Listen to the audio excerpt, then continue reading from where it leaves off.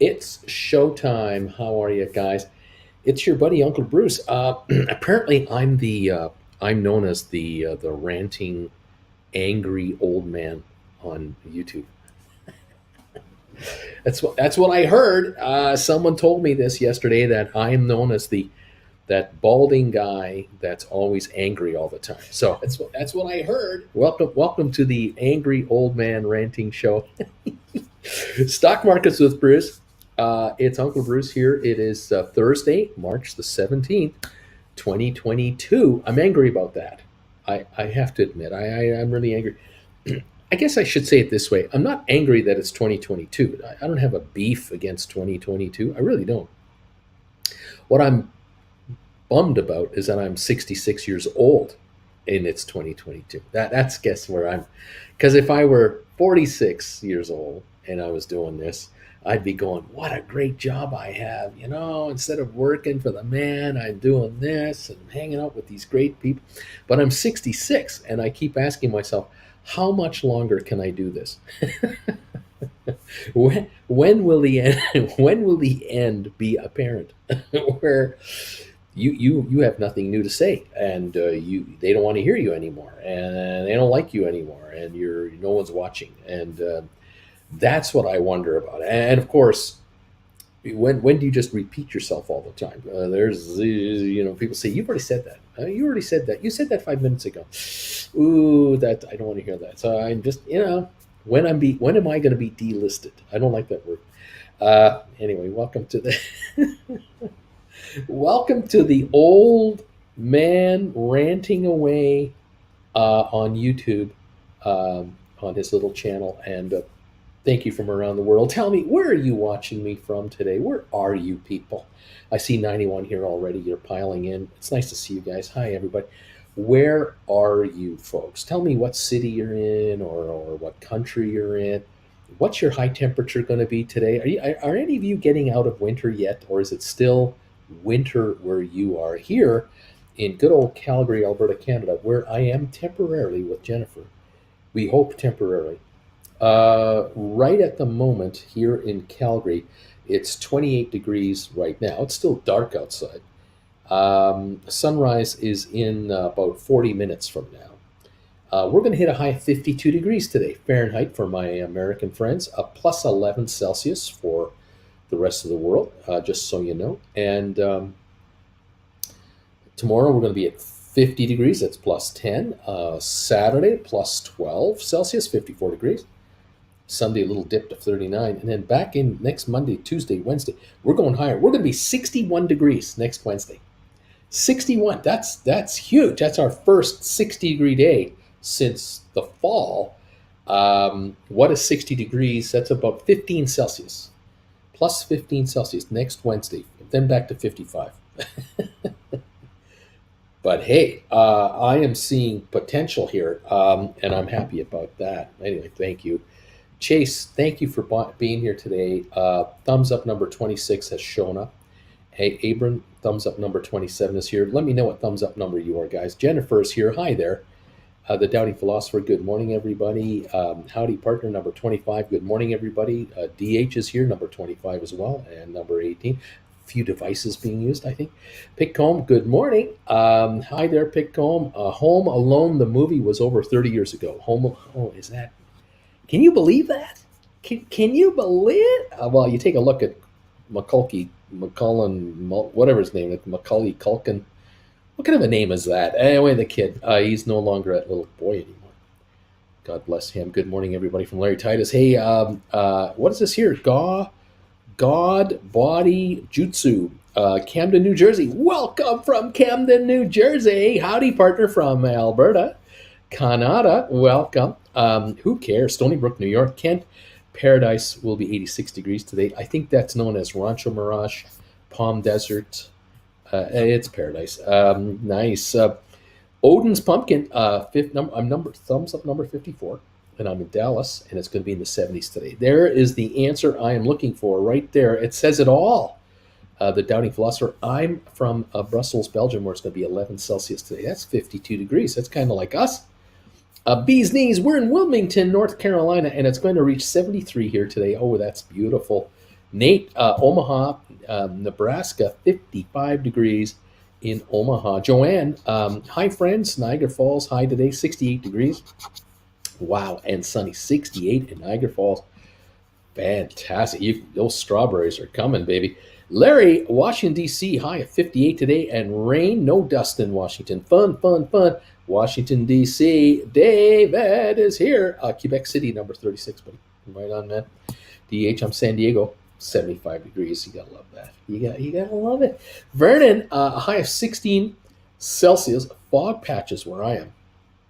That's over 60 degrees Fahrenheit. Vernon Edwards, 65 degrees. You gotta love that. Fabulous, man. Dr. Walter, good morning, everybody. GameStop, let's go. Number 71. Thank you, Dr. Walter, for being here as always. Pickcomb, Macaulay Culkin is 41 years old. Is that true? Is he? I guess he would be. If the movie is 30 years ago and he was 10, 11 when they made the movie, he's 31. Wow. Just, oh my gosh. I remember him and Uncle Buck. He was great. Wasn't that fantastic, Uncle Buck? He and that little gal together. I think his sister, Macaulay Culkin's sister in Uncle Buck, wasn't she the young gal in Field of Dreams? I believe she was. Can't quite remember. Beach Boy, number 56, thumbs up. 16 Celsius, 56 here in Karkur, Israel. Right on, buddy. Welcome, my friend. Chase, watching you from Playa del Carmen, Mexico. You're just rubbing it in, aren't you? You're just doing it. No wonder I'm an angry old man with no hair.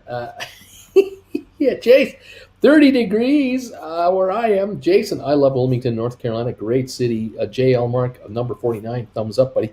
Roseville, California. We're in the 70s, midday. My tomatoes are transplanted and about 8 inches tall. Look at that. Jason, 75 high here today in Michigan. Oh, Michigan's warming up. Abram Jimenez, Chicago. I love those folks in Chicago. I love my people in Chicago. I got a lot of viewers in that Chicago town over there. 45 degrees. It's one of the greatest cities in the world, Chicago. Dr. Walter, 11 degrees Celsius in Manchester, England today. Welcome from Manchester, cloudy and windy, and yet my kids insist on wearing shorts to school. They're like Canadians. They're the kind of kids that you see in Palm Springs, Palm Desert, California, when it's only 60 for the high and windy, and they're golfing in shorts and golf shirts and going, this is great. Oh, this weather is fantastic. I got to get some sunscreen. I'm going to get a sunburn. Munamo, good morning, and thank you for being here this morning. Great to have you. Nice to see you this morning.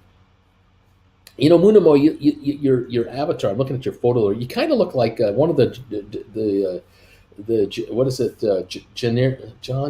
What are those two brothers called? Janarian brothers. You know, you look like one of those guys.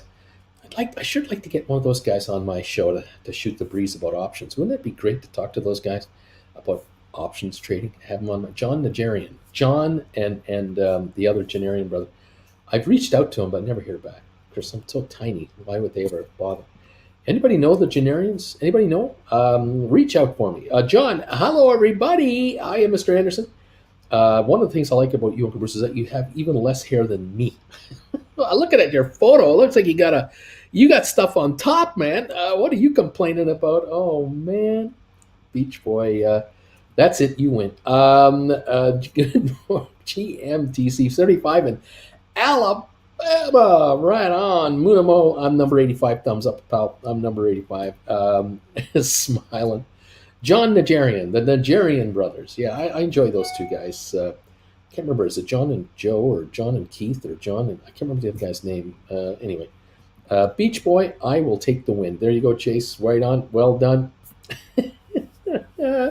Thank you all for being here. We are negative to start the day. 115 points negative on the Dow. Nothing to worry about here at this point. We're down 16 points on the S&P, and I'm showing NASDAQ down 70. Oil is now at $100.35, up $5. We're going to see a $15 spread on oil now. You're going to see it from like 90 to 105 or 95 to 150, 91 to 95 to 110. Kind of in that neighborhood. I think you're going to get used to that. All right. I don't see oil cracking under 90 to go into the 80s. I don't necessarily see this. I just kind of see it hanging around here. There are professional people out there who have been hired by the oil companies, but mainly, I won't even say the oil companies so much. There's always lobbyists for the oil companies. Let's clarify that. But there are, I believe, a whole bunch of folks who have been hired on a contract kind of basis by, I believe, heavy bettors, heavy wagerers, which would include individuals and organizations like some hedge funds who are playing the derivatives market big time to bet on and wager that oil is going to go higher in price.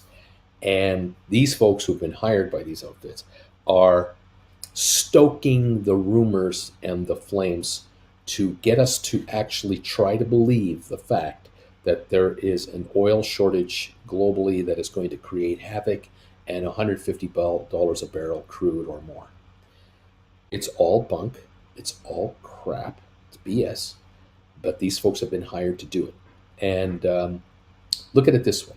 If you are wagering $100 million of your client's money, okay, let's say you've got 100 clients and you took $1 million from each of them, of all the money they've given you to manage, you're managing, a couple $billion, and 100 million of it went into a wager where you're betting on the derivatives market where you can't be identified, where you are anonymous, where you're not reported. Then no regulator is going to mess with you because, hey, the Congress only investigates retail investors who try to make money on GameStop. You're playing the oil game, betting that the futures are going to go crazy, and you're investing in futures and derivatives to try to keep up, bidding it up. You're going to hire, I think you're motivated to engage the services of advisors to help you understand the oil market and its direction. And at the same time, if they have encouraged you to believe that the price could go up, you're going to engage their services to tell others and convince others that the price is going to go up. In other words, all the other players out there who are playing the oil market. And if you can get national media attention in various countries of this belief that oil is going to go higher, these paid shills will promote the crap out of your message for money, and very good money at that. I mean, we're talking about people that are making, $1 million a month, 100,000 a month. Organizations like full-blown agencies being hired with 25, people with countries specialties all over the place.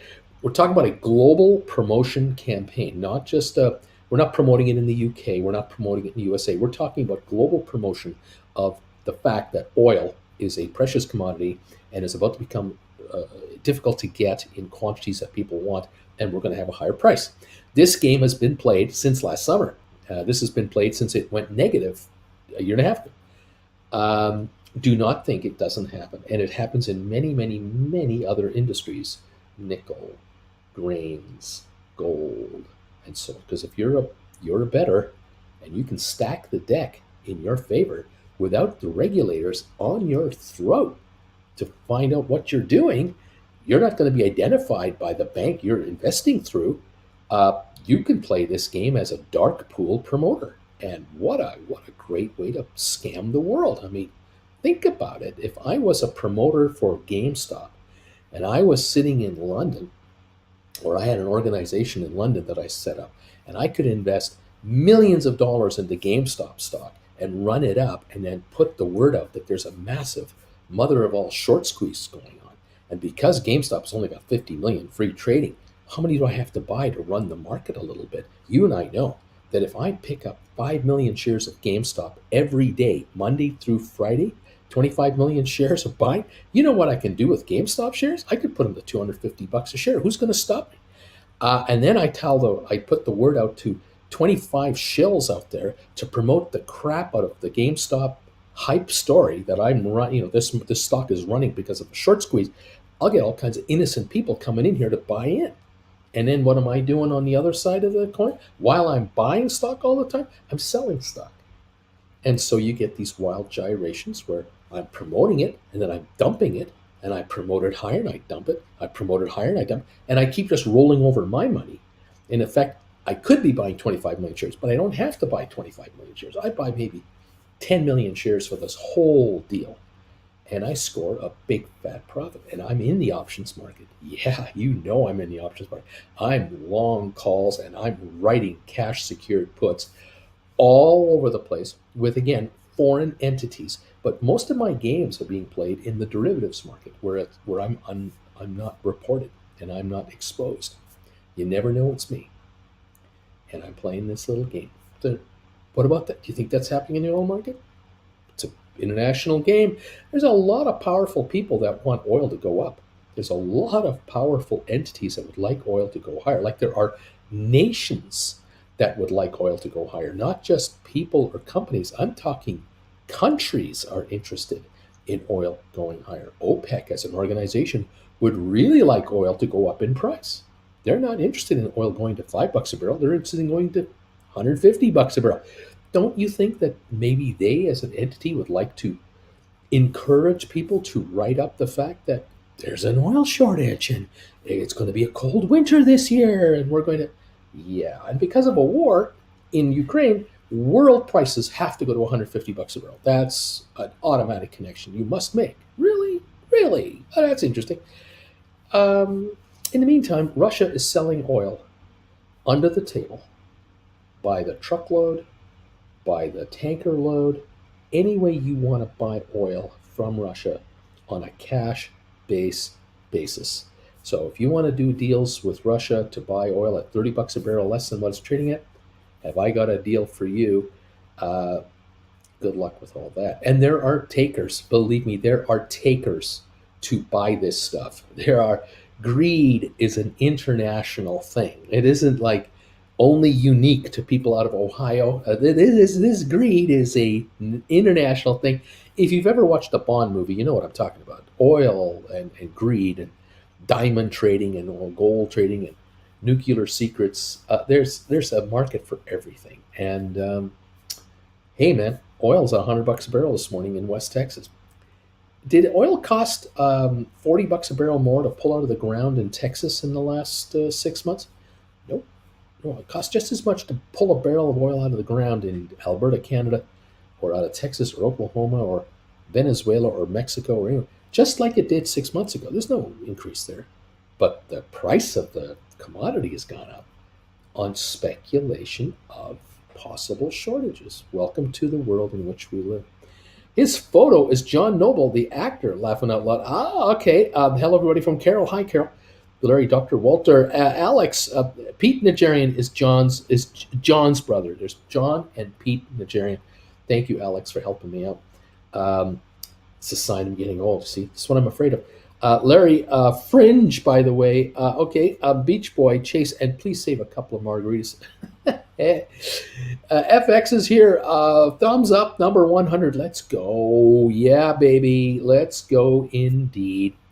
Well, anyway, we'll see how this all plays out. We're at $100 a barrel right now, or up 5 odd bucks. We'll see what happens. I'm kind of wondering the first hour of the morning. We're going to open up here in about, 30-something minutes. I'm wondering about the first hour of trading, how this is going to go. It looks like we're going to open on a negative, but nothing too negative.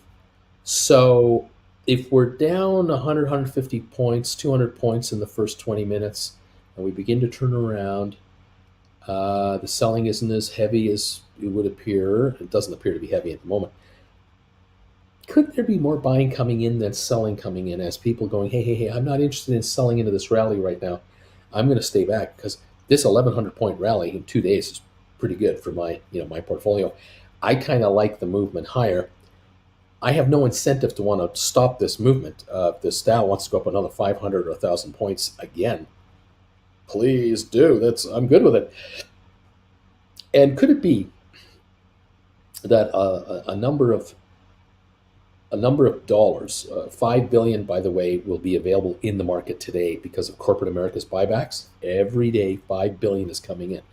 But on top of that, have we got trillions of dollars on the sideline that are saying, gee, I kind of missed this rally 2 days ago. We kind of, I didn't believe it. I was going to buy. I was going to buy into some of these stocks, but I wanted to make sure that this rally had legs. And that first 600-point day we had a couple days ago, a knee jerk reaction. After all, we've been down here for 5 or 6 weeks. We've been down, and then yesterday they kind of we'll see how it goes, and then it didn't do well yesterday. By midday yesterday, when that interest rate thing went up by a quarter of a point, that Dow went negative. It was all in the last hour and a half that the Dow rose 500 points. The last 90 minutes. Was that the moment that sideline money started to come in a real way? And it began to, it began to think, okay, I get it. We had the 600-point gain, and now we're rallying here. The interest rate thing is over. We've got it. We all knew they're going to raise the rates. There's no surprise. They didn't raise it by half a point. They raised it by a quarter. Everything's fine. They're talking about 6 more raises. We all know that. We're all okay with that. Let's buy stock. And people start buying stock. Institutions, entities. Does that continue after the first 30 minutes today? These pros, these huge funds, are sitting back going, well, we bought puts last night. In the last 5 minutes, we bought a bunch of puts on the stock we just bought, just to kind of protect us against a lousy opening today. And if the market is down for the first 30 minutes, but only a couple hundred points, and these puts have gone up a little bit, they'll sell their puts, cash in, and then start buying stock with that money and additional money, and buy more stock. And now we have another buy wave, and we go through the 100 or 200 point loss. We level off a little bit, we test it a bit, we back off a bit, we come up a bit, 50, 100 point swings, and then an hour, 2 hours into our day, we have another run. And do we have a run today of 5 or 6 or 700 points again? That's one scenario. There's millions of others, but I'm wondering if the pros in Dover over there, those pros in Dover are thinking along the same lines. It's how I'd be thinking. If I'm on I'm a branch manager, brokerage firm. I'm a desk trader. I'm a floor trader. I'm looking to see what the momentum of the market is. I'm looking for the momentum of what's the sentiment like out there. Anyway, we'll see what happens. By the way, last night's show for for Gold Bagel members that I did last night, Prime Time with Uncle Bruce, Wednesday night, 8 o'clock Eastern. I was speculating about my next lesson, and I think I kind of figured it out. I think we're going to have a lesson soon. Not this weekend, but maybe next weekend. I'm going to think about this a bit more. But I would like to do another lesson. And the next lesson is going to be a combination of stink bid, stink offer strategies, and market sentiment. How to know, how to understand momentum of the market to kind of help you become more attuned to the mood of the street, to how to gauge it, how to measure it, how to understand it. I think we might go that direction. I'm getting asked a lot about how do you know when to write a contract? How do you know how far out of the money you should be on these? How do you know that? And I think we're going to talk about that on the lesson. Let me know if you think that's a good idea. Would you like me to do a lesson like that? Would you be a live participant in a class where I talk about stink bid strategies, stink offer strategies that can make you a ton of extra money, but also to understand market sentiment, to read the emotion of the market? Let me know. Let me know if you think that's a good idea. I'm kind of curious. If there's only 2 or 3 of you that think I should do that class, I'm not going to bother with it. But if there's a good number of you that are interested and you're actually thinking of coming to the class, I'd love to have a good crowd in the audience when I do that class, because Jen handles the comments. She handles your questions during these live classes, and this is really important for the lesson's success later on my website. For those of you who want to watch that lesson down the road, a month from now or 6 months from now or whatever, the more questions we get from the audience, the more topics we cover, and I can zero in for you. You let me know. Karim, Uncle Bruce, couldn't have had all the oil price garbage been prevented for the U.S. if the Keystone Pipeline was kept open? No. That would help. It would help, but there's no way that the world price would not still go up. As a matter of fact, there's even more incentive there would be more incentive to hype the price of the commodity if you had more trade between Canada and the US, because now you'd have Canadian producers more incentivized to promote the goodness and greatness of higher oil prices. And you'd have US buyers and redistributors also interested because they're carrying more of the product. I mean, it would just, you know, it would be better for US national security, but don't worry. If for whatever reason that we get into increased hostilities with other parties, unnamed parties, um, Canada and the U.S. will quickly come to an agreement to connect pipelines north and south of the border without a single environmentalist getting in the way, because we're going to go into an emergency rule. We'll go into martial law, and all bets are off. And that's when temporary pipelines can be just strewn across the borders without any environmental reviews, no court delays, nothing, because it'll all be under military. And we're back in business. It's all fine. National security, national defense, it's all fine. Alberto, I would be interested in the class if you incorporate the percentage strategy. That's a good comment.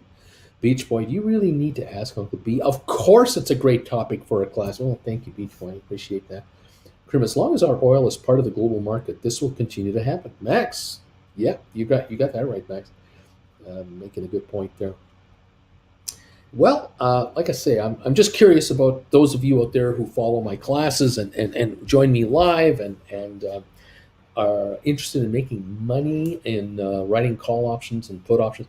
I'm just thinking of the next class that I want to address, topics that I need to address, just to help you become smarter traders, better traders. You're beginning to understand the concept of writing a call option, watching it depreciate, and then buying it back for a lower price.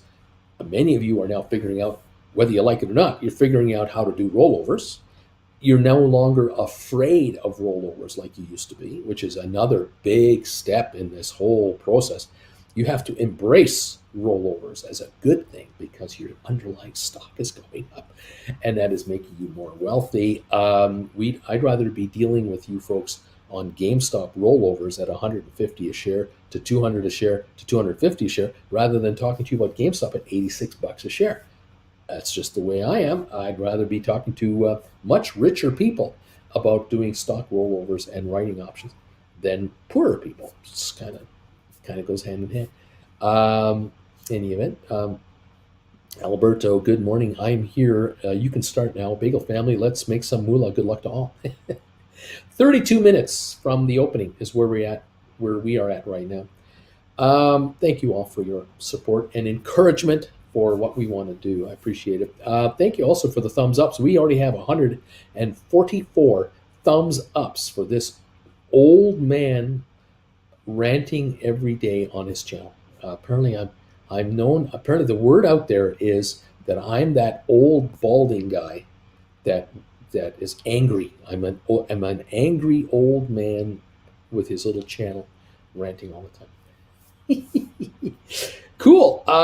Beach Boy, also, could you also dedicate some time for the mental side of it? I'm asking for a friend. Yeah, Austin, I would definitely watch that class, Uncle B. Can't promise I'd make it to the live recording, though. And Cindy B, I'm number 145, Bruce. Thank you, Cindy B. Thank you, Austin, Beach Boy, Alberto, Max, Karim, all you guys. Appreciate it. Top of the morning to you and to you, Cindy B. Thank you for joining me this morning. Thank you, all of you, for being here. Like I said, we're watching a number of events, obviously. We're always watching what's happening in Ukraine. We note interest rates are rising here and there. I heard this morning that the Bank of England raised their rate now to 0.75%, up another quarter. That is the bank rate that, again, the government central bank charges its banks for money that they want to borrow from the government, from the Bank of England. And there you have it. That's what it's about. So banks will charge a couple of percentage points on top of that to you on a prime loan. And of course, that means higher potential mortgage rates, higher potential personal loans. Those of you who are seeking a car loan and you're rather young, you might be looking at a 5-6% rate. not necessarily prime. It all depends on your credit rating and how much you're looking for, what kind of assets you have, what kind of collateral you can bring the banker. It's all whatever. And of course, let's be honest. You want to borrow money from a bank? You're dealing with a business. They're in the business of lending money. The more they can get you to pay for the money, the more money they make. And sometimes a lot of you out there forget that you're not dealing with a charity that's helping you out. You're dealing with an entity that's trying to make a living. And there are times where you should be shopping around for money, just like you shop around for a piece of furniture or a pair of shoes, or you shop around for the best price at the gas pump. Sometimes shopping for money is a very, very good idea. And it could save you a lot of cash because you'll realize, some of you, oh my God, I've been dealing with these guys for 15 years, and I just got a quote for a car loan at whatever interest rate. I went to another bank to have a chat, or a friend of mine said, well, I got a buddy of mine, or I got a loans officer over here at this bank. These guys are great. I got a car loan with them for blah, blah, blah, way less than that. You go over and have a chat with them, and they offer you a car loan at 2% less interest, and you're going, my God, I'm looking to borrow $45,000 on a car. I got 15 grand down on a $60,000 Tesla. I want 45,000 loan and 2% less interest. You know how much money that is? $900 a year the first year. 75 bucks a month less in payments the first year. Hello. You're looking for a 5-year loan, a 6-year loan, 2% differential. That's massive. All of a sudden you realize your banker ain't your pal. They're not your friends, you know.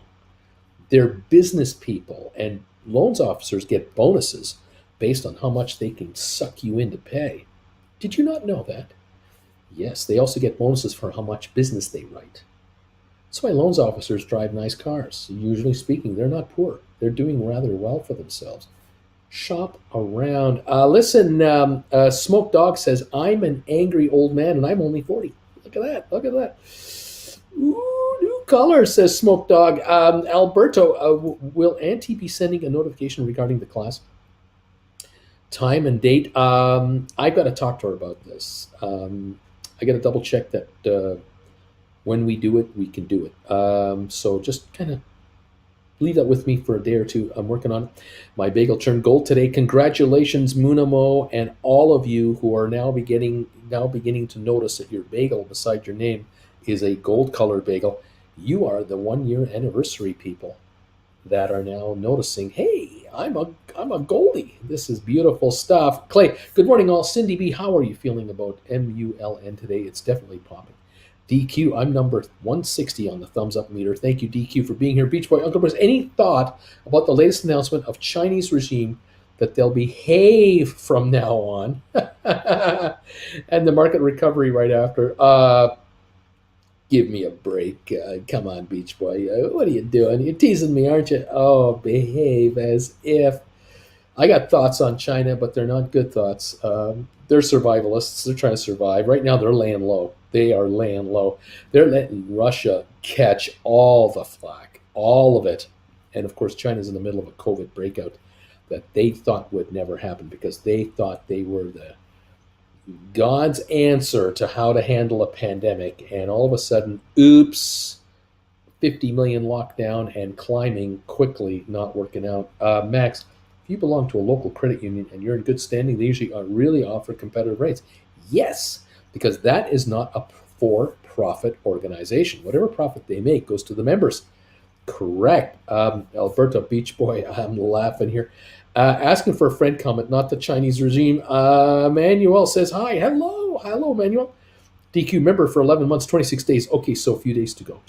I'm not, it's not like I'm counting, but a friend told me I'm at 11 months, 26 days. Cindy, Clay, feeling pretty excited. I have sold calls, but think I'll be okay. There you go.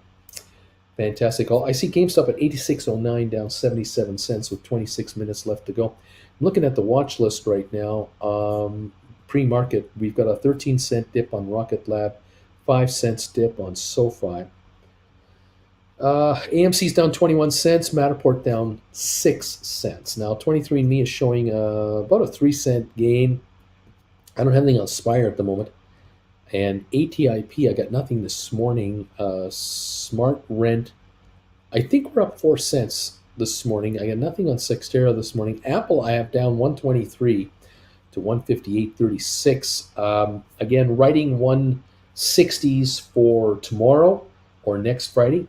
If there's any premium in tomorrow's 160s, whatever, keep an eye on that. Goldman, 338.80, went down 196. So watching Goldman, if it pops a little this morning to the 340, 42, 44 level, you're looking at 345s to 350s for next week or the week after.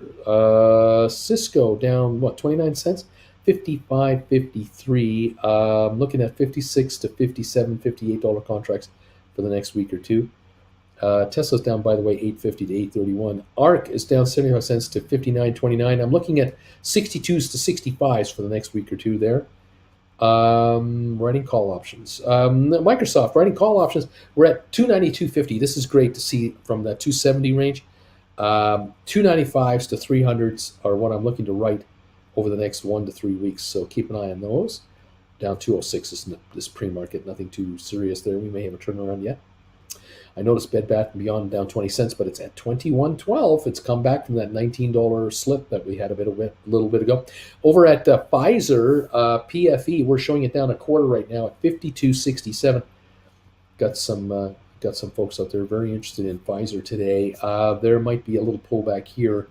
Again, we're going to watch this market this morning and see what severity of pullback are we going to get. That will tell us a lot. But also, those of you who have to do rollovers, if any of you are looking at rollovers, today may not be the day to do rollovers. It could well be that rollovers might be done tomorrow. If today doesn't become a great day, or well, let's put it this way. If it's 500 or more points upside, wow, 3 days in a row, this is awesome. I give that a 1 in 4 chance. Could we be 0 to plus 200? I give that a 1 in 3 chance, a little better odds. But could we lose ground today? Could we lose 1 to 200 points? I give that more than 50-50. Could we lose more than 200 points? 1 in 5. Not looking for a major pullback. But look, we've gained 1,100 points in 2 days. If we gave up 400 today, it could happen. We'll find out, obviously, once we start trading. But I got to read this sentiment a little bit more. It's right early, and we're just looking at some cryptic numbers at this point. In any event, there we are. We have a lot to watch for and a lot to keep an eye on, people. We will. 179 thumbs ups are in the house. Thank you all so much. Congratulations to those of you who are now getting these gold-colored bagels beside your names. You are 1 year members of this channel. This is awesome sauce. Thank you all for being loyal to this channel for this first full year. I love it. U.S. first time and continuing jobless claims decline for the last week. That is very good news. Koch Industries says it will continue factory operations in China. Gee, who would you boycott if you were against Russia right now? Maybe Koch Industries and anything to do with these guys. Maybe you would boycott these guys because they are, you know whose favorite company out there. Certain former president of the United States. These guys are his biggest backers. Gee, if you're not too impressed with them keeping their factories open in Russia, maybe you should consider boycotting their businesses. Funny how some businesses in the U.S. are on board with the Ukrainian people and some are not. Isn't that something? I don't know. China's dealing with their karma. Interesting, Joy. Uncle Bruce, as you said, that SoFi could be a $200 stock in a few years. How about Matterport? Where do you see it in 5 years? Let's be honest. I have a few thousand Matterport. Thank you very much. Look, Matterport is going to be a very diverse corporation. They're going to be a very diverse company. They do not need realtors to make a living. They're not going to live off of one segment of the digital real estate market. This real estate market that they're in, this digitization of it is at the house level, condos, apartments. It's at the shopping mall level.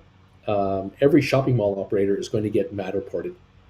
Every single um, vacancy they have will be Matterported for potential leasing. Um, Inventory control purposes, existing operating real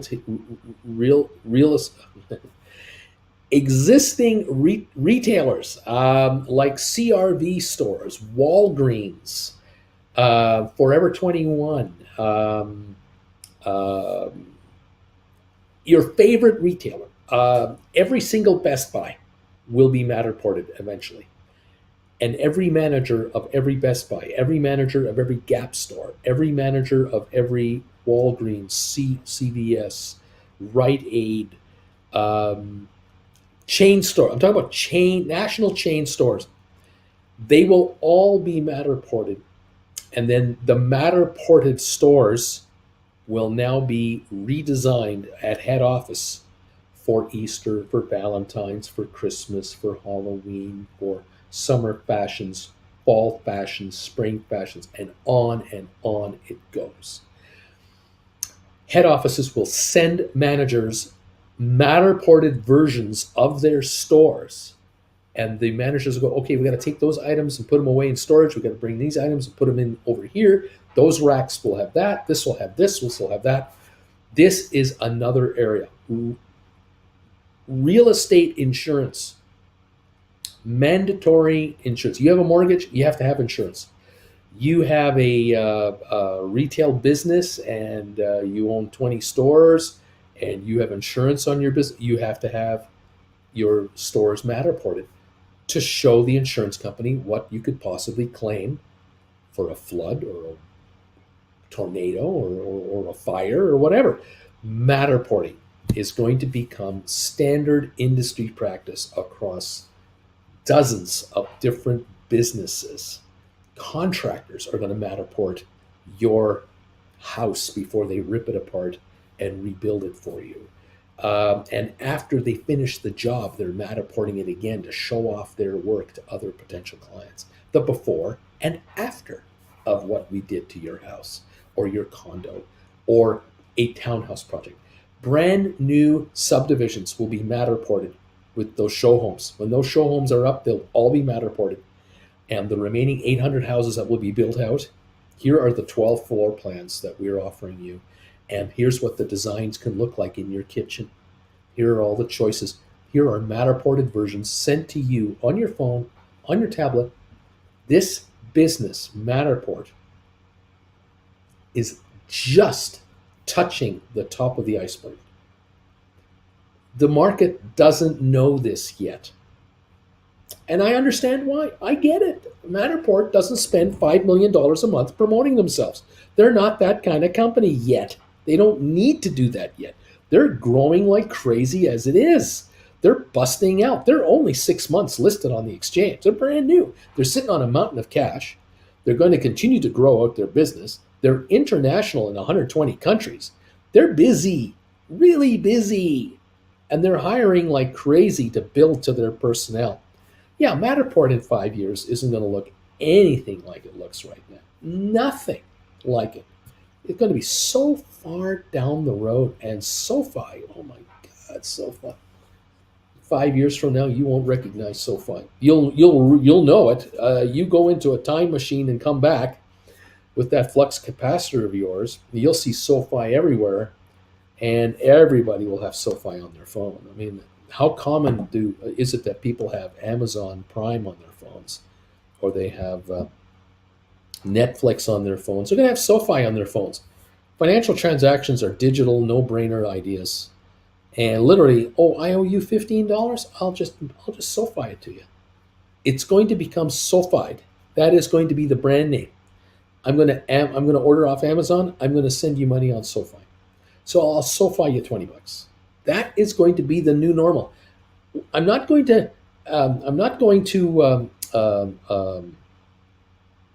Bank of America money to you. I'm not going to I'm trying to remember one brand of a bank. You think I can come up with it right now? I'm not going to send you money through this entity, that entity. I'm going to SoFi money to you. So I'll send you a SoFi. That's what it's going to be. I'm going to send you a $50 SoFi. That's going to be the new term of money movement. Get ready. 200 a share, 300 a share, 400 a share. This is the future of SoFi. Matterport, unbelievable upside. The street doesn't know this yet. And there you go. Karim, with all this interest rate talk and possible 1.5% by the end of the year, it makes me wonder how my parents made it through when I was a kid, or anyone with houses, cars, full fridge, and all that. Yeah, that's right. That's right. My father and my mother, they had two retail businesses. They had a mortgage on their house. They had debts everywhere. They were trying to build their retail businesses, survive through tough times, raising three children and two cars all at the same time, and interest rates were 18%. Yeah. Oh, were there stressful days in the house? Was dad under the pressure? And my father was having heart problems. He was having circulatory issues, and he had to change his lifestyle dramatically or not be with us anymore. I mean, yeah, there were a couple of things going on in the household that I watched as a teenager going, wow, this guy is really carrying the load. And if he asked me, um, you got to mow the lawn today. Like the lawn needs mowing. He didn't ask me twice. Okay. I got it. One, he couldn't mow the lawn. The doctor said, don't stress yourself. Two, ask me once to mow the lawn and don't stress your dad out where he has to ask you a second time to mow the lawn. Mow the lawn and do it well. Do your part in the house. Winter, he didn't have to ask me to shovel the driveway. I was ahead of this guy. I was shoveling the driveway at 8:30 in the evening as it was coming down, knowing that at 9:15 he's coming home from the music store because the store closed at 9 o'clock, and he would be home at 9:15, 9:20, and by 9 o'clock, 9:15, that driveway was shoveled, including the snowplow dropping that 3 foot berm in front of the house. That was tackled so that my dad could drive his vehicle into the driveway easily without any effort and without any issues. I wasn't lying on my stomach watching television while the snow was falling down. I was shoveling the driveway. Yeah, I knew what to do. Talk about pressure our parents were under. Oh my God, those were days. Didn't have overinflated prices for one. Beach Boy, Uncle Bruce, a friend said to ask if he has GameStop April 1st 90s written for 605. What would be a nice bid to try to buy these back? Again, I'm just asking for a friend, okay? It's not anyone, anyone else. Well, the stock's at $86 on the pre-market. We got 12 minutes to go before we open. What could the shares do today? Our friends at GameStop could easily go to $80 during the day today. Easily. They could go to 90 easily. There's a $10 swing here easily. So if the GameStop shares would be kind enough to do a little dip first, allowing a bunch of option players to buy back their contracts, and then go up to the 90 something range and allowing contract option writers to write new contracts, and then come back down to the low 80s again, so that allowing contract writers to buy back their contracts, and then go back up to 90 when we come up with the earnings. Hey, I say for friends of yours, it could be a very good day today. What kind of bid do you put in for a stock? That is the question. Looking at the options market, as it were, just taking a peek at, say, April contracts. Again, if there's a friend out there, just curious. Let's see if I can get this to work with my big ass iPad. Let's see if I can get this to work here. There we go. Those $90 April, those are what they are April 1st. Yeah, they are April Fools I'm showing 90s right now. 790 to 9 was the final quote last night, but we are down $1 on the stock right now and a day further along on expiry. So these are probably now more like 710, $7 each, something like that on the bit. They might be 7 to 8 or 750. If the shares are going to cough up another $5 6 today, these contracts will probably give up about 3.5 4 more dollars at least. They'll probably reach the 3 level, maybe even the 275 level. So a 305 stake bid is a possibility. Number one, so I'd throw that out there. A 305 stake bid might be coming your way. It's always possible. So, but that can be subject to adjustment depending on how the day goes. So, let's start with that and see how things go today. Robert, I'm thumbs up number 181. Welcome, sir. Koch brothers. That's right. COCH Koch brothers. That's right. Thank you, False. Bobby, morning, Uncle Bruce and all. Rumors on the YouTube say our SoFi is the number one shorted. If you're not first, you're last. There you go, Joanne. Which president? I don't remember. There was a guy who was president about a couple of years ago or something. I can't remember that guy's name. Smoked up. They make too many electrical components, almost impossible to boycott. There you go. Bobby, I think Motley Fool had a Matterport snipe saying the CEO plan is to digitize the world, houses and buildings. Inderman, Bobby, yeah, I read it too. Phone is here, but I saw other companies do that 3D like Matterport. Though they're not the only one, but they're the world leader. They are the number one in the planet right now. Miraculous, I'm number 192, buddy. Right on. Thank you for these thumbs ups, everybody. Let's see here. Number 195, Big Daddy. Thank you, Vash. SoFi, what's that? It's called IPOE, and we're waiting for the bank charter. There you go. Inderman, phone. They have competitors. However, Matterport have been gathering spatial data for years. Matterport is way ahead of the others. Thank you, Uncle B. You got it, Inderman.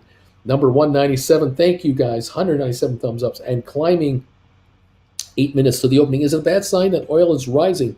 No. Normal. Completely normal activity now on oil. We should be fluctuating. We've had 4 straight down days from 130 to 90 something. So a relief rally maybe. I don't know. We'll see. Joanne, hi, Bruce. Your story sounds familiar. My dad worked on his business until he passed at the age of 79. He was the hardest working person I knew. Alberto, 11 months, 21 days, another few days, and I will be gold. I am having my first replaced tooth in gold in 4 days. Is this a coincidence or what? Sean and Wendy, Uncle Bruce, our bagel isn't gold yet. Good morning too. Just be patient, my friends. It'll be. It's out of my hands. It's YouTube that does it. It's happening. I'm excited. Yeah, my mom and dad they work hard. My father ultimately retired. My mom and dad. Well, I would say they both partially retired and then retired. Like that's how it went. My father he had to have a triple was it triple or quadruple bypass.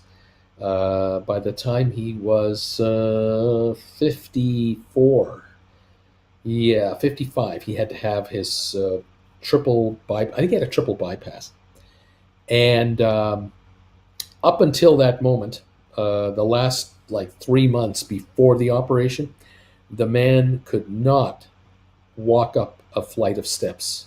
He could go up 4 stairs and sit down on the steps for 2 minutes. Relax, get undizzy, then get up and go up another 4 or 5 steps, sit down again, relax. That's how bad it was. He could not walk around the block without having to sit down. It was grim. And after the bypass, he was 16 years old. He was running around the house. He was taking stairs 2 at a time. Once he got his strength back, he built his strength back, and he lost weight, and he became a born-again man. And he and my mother, they sold out their businesses because they owned the building that the business was in, and he was able to sell. He hired a professional liquidator for my mother, and he hired a professional liquidator to sell out my mother's dress shop. which was a manufacturing center and retail store all in one. They did a massively fantastic job. And he said it was the best 15% of sales he's ever paid anybody. He was amazed at how they liquidated his business over, I think it was a 90-day period. It was a masterful job. Then they sold the building, or they actually then leased their building out. They leased the main floor of their retail store.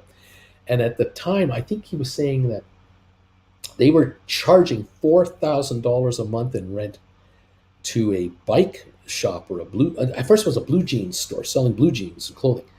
And then a few years later, it became a bike shop, and it is to this day a bike shop. And they were getting four and a half thousand a month rent, which my father could not believe the kind of money that these people were paying in rent. He had no idea that this little dress shop had that kind of value to it, where they got out and then brought in this money.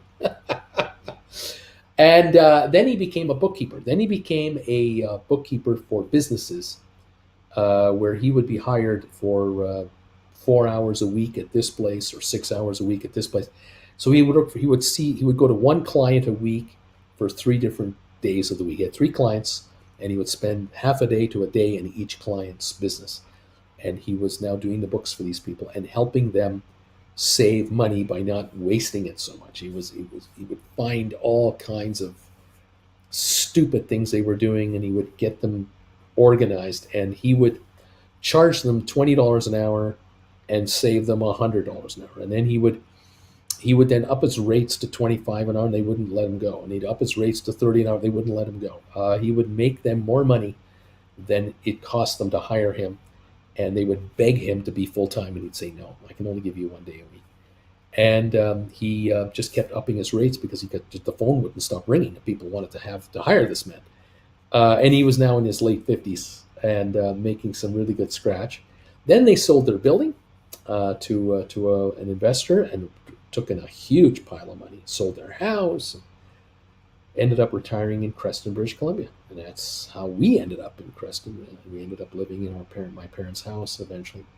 Phenomenal turnaround from their 50s to their 60s. Incredible. Anyway, what a life. Alberta, what's harder, the vegan diet or working 9 to 5? I say my vegan diet, especially when Uncle starts eating his bagel. Oh, gosh. 3 minutes to the opening. Amazing story about your dad. I love it. Double D, 163 thumbs up. Joanne, I'm so happy your dad got better. Dr. Walter, I love listening to you talk about your parents, Uncle Bruce. Your love for them shines through the screen. They were something. They were really something. My dad lived a double life. And what I mean by that is he lived 2 lifetimes in his lifetime. He lived to be 71, and he lived 142 years of life inside that 71 years. And he was really something, and an inspiration to this young man growing up. I never knew another father like this guy. I've yet to meet anyone like him. Truly one of a kind. Really something. Sean and Wendy. Uncle Bruce, when we go to look at new houses, they show us Matterport. I start to shout and say, we own that! It's a map on a 65-inch TV that shows us a lot plan for the community. 1 of 2. Isn't that great? I love this. Coyote, being vegan ain't too hard, says Coyote. We're a minute and a half, 2 minutes away from opening up for the day. Just to give you a quick what's going on here. We're down 143 on the Dow right now. We're S&P down 19 and a half, NASDAQ down 82. Crude at 101.50 at the moment. That's where we're at, getting ready to open for the day. We're going to see what the market brings us. We're here to make money. That's what it's all about, kids. GameStop at 86. It would appear. Let me just do a refresh on this thing. I can get my biggest iPad to cooperate. I mean, yep, $86 on GameStop. Down 86 cents. Pre-market volume 19,800. An absolute nothing burger, and so we could be going lower.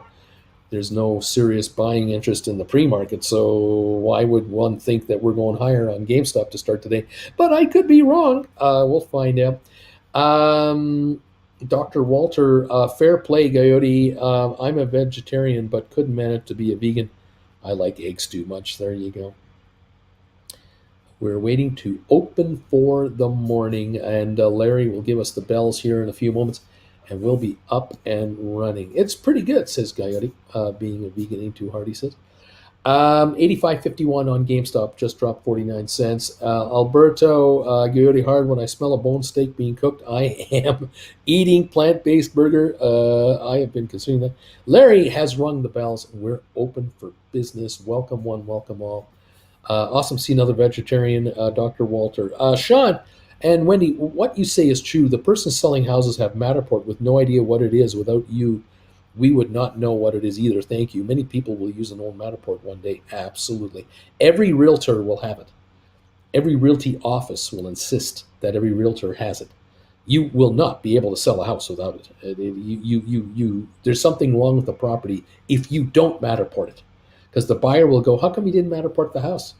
I want to see the basement. I want to see that furnace. I want to see what kind of water heater you got. I want to see the brand name on that thing. I want to know how old it is. I want to see I want to see the ceiling of the basement. I want to see the house, the main floor. I want to see the attic. I want this place Matterported. I want the property Matterported. Yeah, and I also want a satellite image of the property, which is also available through Zillow and so on. Yeah, if I'm going to buy this place, even come to see it, I want to see it through Matterport first, because I'm looking at 20 properties, and I'm going to narrow the list down to 2 or 3 that I'll see in person, if that. That is the new normal. And if you're thinking of going on a resort holiday, an all-inclusive resort to Mexico, you're not interested in a little brochure that your travel agent hands you that you fold out anymore with 4 pictures of the resort. Oh, no.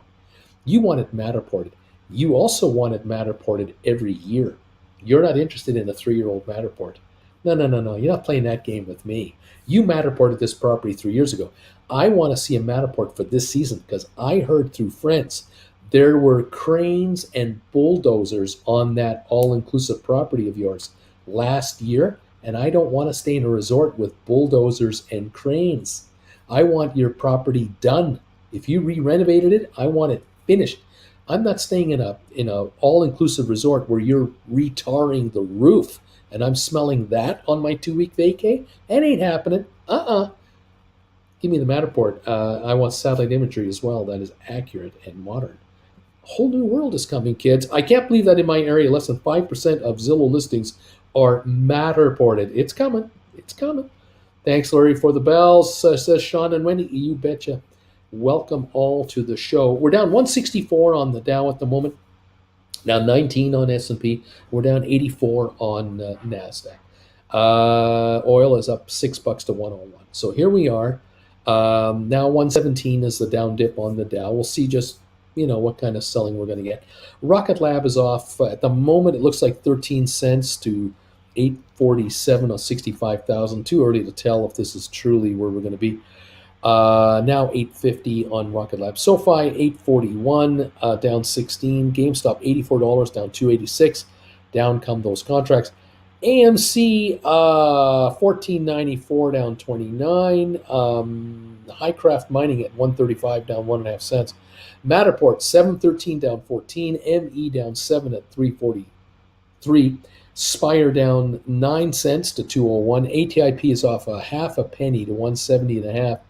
Smart Rent is actually up 14 cents. Smart Rent at up to 637, and Cyxtera 1137 unchanged.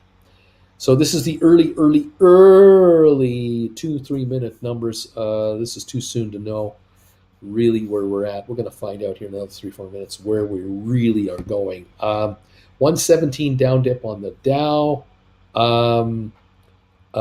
16 on S&P, 98 on the NASDAQ. Okay, 84.58 down 228 on GameStop right now. Rocket Lab unchanged, 860. Here we go, a little more accurate. SoFi down 3 cents. We've got Matterport up a penny. ME down 3 cents. Spire down 11. ATIP unchanged. Smart Rent down a penny. Cyxtera unchanged. Vanik down $3. Home Depot down 39 cents. IBM up 22 cents. Microsoft down $1.21. Apple down $1. Goldman down 276. Cisco down 34 cents. Facebook down 56 cents. Amazon up $4. Tesla down 3.70. Google down $3.80. Bed Bath Beyond down 9 cents. BlackBerry up 3. Royal Caribbean down 175. There's nothing going on. JP Morgan down 146. Costco up 270. Walmart up 7 cents. Nvidia down 370. So very early and not very deep on the sell side as we watch the first 5-10 minutes go through and kind of take it from there. Welcome all. Rocket Lab up a penny. SoFi up 6. Matterport now up 4 cents. So we've got some gains showing here. Little tidbits coming through. The Dow down 92. The selling is not so serious at this second. Let's see what's going on here. The thing I like about Matterport, says Coyote, is how much it helps with buying a house out of state. You can maybe avoid having to take time off to fly out there frequently before closing. Alberto, Zillow has some serious issues. I can't wait for Matterport to take them over. Nicholas, are we concerned that oil is up? I'm not. No. Michael,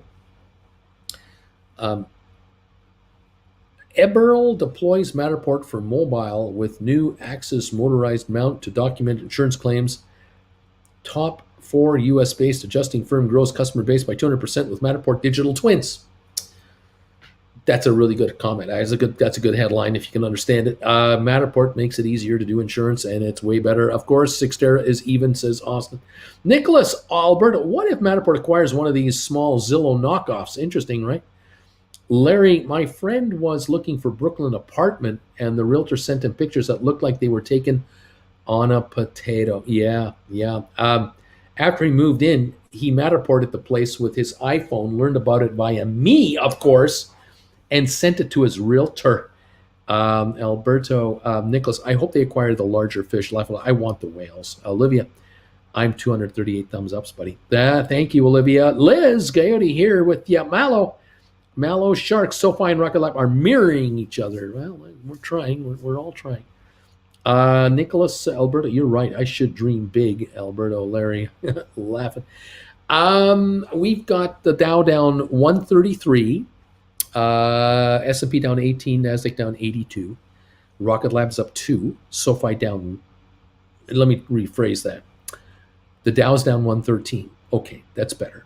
Rocket Lab's up 5, SoFi's up 7, GameStop down 286, AMC up 3, Matterport up 8, ME up a nickel, Spire now down a dime, back to $2.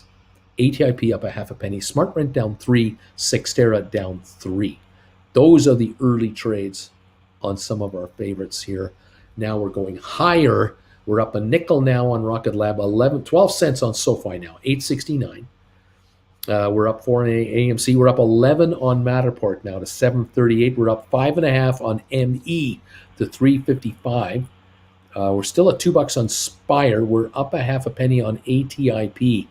SmartRent down 3, but Sixtera up 1. It's going green there. 94.50 loss on the Dow, 94.5 points down, and that's improving from 150. So this market is climbing again.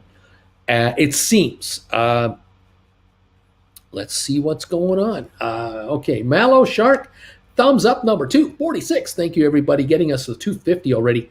Let's get the 300 thumbs ups as soon as possible. This is fantastic. Sean, is a 21% SI high? I don't know what that means. Is it 20 short interest? 20 is that? Oh, I see what you're saying. Well, if the street believes that SoFi is heavily shorted, that's a good thing because we're up 16 cents to 873. Maybe we can get a run, and maybe that'll create a run because people think there'll be a run, and maybe there's a short situation.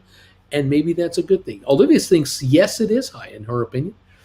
I say, whatever the perception is, let's make it reality and let's get SoFi to $20 a share. Let's just go. Let's go. I'm easy going. I just want to get rich. I just want you guys to get rich. And then you can make me rich with all these donations. I love you guys. Matterport up 9 cents, 7.36. SoFi up 14, 8.71. Volume on SoFi, 4.8 million. Yeah, baby. Rocket Lab up a nickel. Volume on Rocket Lab 200,000. That's it. Up a nick. Go Rocket Lab. We're back to where we were 2 days ago. We've recovered, and now let's climb it. Coyote Liz, awesome. Sean, sweet. Nazareth, any short interest over 20% is high. Clay, I just cringed at hearing the idea of Zillow acquiring Matterport. They already own a listing service, have access to housing pricing data, and they will have third imaging of homes too. What's next? I don't know if they'd be able to get Matterport at any kind of a decent price that will attract it, but you never know. Zillow owned lenders. Zillow owned home inspectors. What about home owners insurance too, for good measure? That would be too much company, owning too much, in my opinion. Well, it's just business. It's nothing personal. It's just business. We're up 15 on SoFi, 872. GameStop, 85.22, down $1.64. AMC's up 8 cents. We got an 8-9 cent gain on that. Highcraft Mining to 145, 146. Matterport up a dime, 737. ME up 7.5, 357.5. Spire 203, up 3 cents from that $2 print. Still down 7 cents, but coming back. ATIP's up a half a penny. SmartRent is up 3 cents. 6 Stairs up a penny. Even Robinhood is up 7 cents. Look out. Look out. Robinhood's moving up. 104 drop on the Dow. We're very flat right here. We're down 13 on S&P, and we're down 55 on NASDAQ. Cheers to all of you around the world who are joining me today live on this channel. I am the grumpy old man with a balding head that apparently I'm known as. Thank you for joining this grumpy old man today from wherever you are on this incredible planet of ours. I hope you're having a good day, and I hope you're going to make lots of money today. Got my caffeine-free Diet Coke. Fantastic.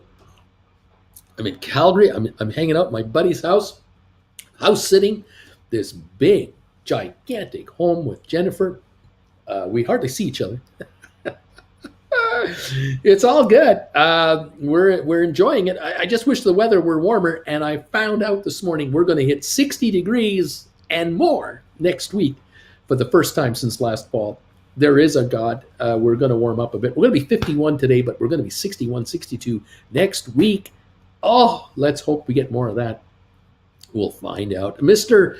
Busati is here. How are you, Uncle Bruce? I read somewhere that Apple could be upgrading its new iPhones with cameras and 3D tech, which could allow users to make scans similar to those of Matterport. Big threat to Matterport. No, that just legitimizes Matterport. That's the key. It legitimizes it. And if you download the app on your Apple phone, you can do all of that and use the 3D imaging camera inside Matterport's app, making Matterport richer, better, more gooder. I'm going to like it.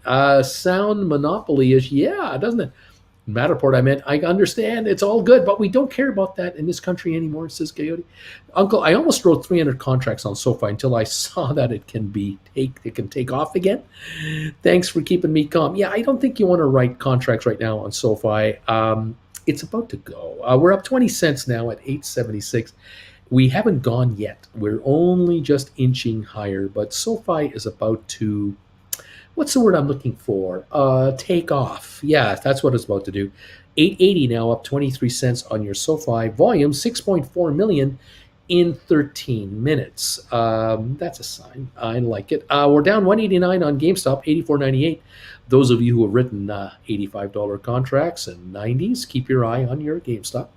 You never know when those contracts back off, because you know how this works. Sometimes contracts dip, and if you've got stink bids out there, you can get hit. It would be nice. Coyote says, I don't know what I'm talking about. I'm really tired. Cindy, Mr. Busati, I read that the CEO of Matterport was expecting cameras to be replaced, but it will make a lot of money with her application that can be used with any camera and any stand. Coyote, Uncle Bruce, about to defrost here. That's true. Oil is up big, says Mr. Busati. Oil up big because Boris Johnson's trip to Saudi was not so fruitful. Makes no difference what he does, where he goes. It's all being promoted right now by hedge fund players. 102.15. Expect $15 swings now on oil. 95 to 110 should not surprise you at all. Cindy B, interesting. Thanks. Bill, hey, Bill Dank, how you doing? Good morning, Bruce. Sorry, I have not been on for a while, but I still subscribe. What happened to ATIP? Do you think it'll recover? I'm a $4 share average guy. I think ATIP should absolutely be scooped up because the word is that their centers are overflowing with customers. They've got, I think, situations here where people are trying to get appointments and can't get appointments because of the staff shortages they've had. Now, it's not critical, but I guess if you need, you need to be looked after from a physical therapy center and you can't be, that's critical to you. But ATIP's business is growing dramatically. The demand on their services is through the roof. They are hiring like crazy right now. The hope I have is that with hospitalizations backing off from COVID, that as contracts expire at hospitals, there will be a bunch of techs that will want to get out of that crazy pressure cooker situation and go into something a little easier on the, on the brain, like maybe being a physiotherapist working there. I think ATIP will have a field day in hiring additional people. They're still expanding their locations. They upped their guidance the last time they talked about their guidance. Stock's 170. It has not yet reacted to the corporate reality of ATIP, which is very positive. In my humble opinion, the low is 158. It's at 170. It has not started to move yet. So it is one of those former SPACs of ours that is still Bargoon City down here.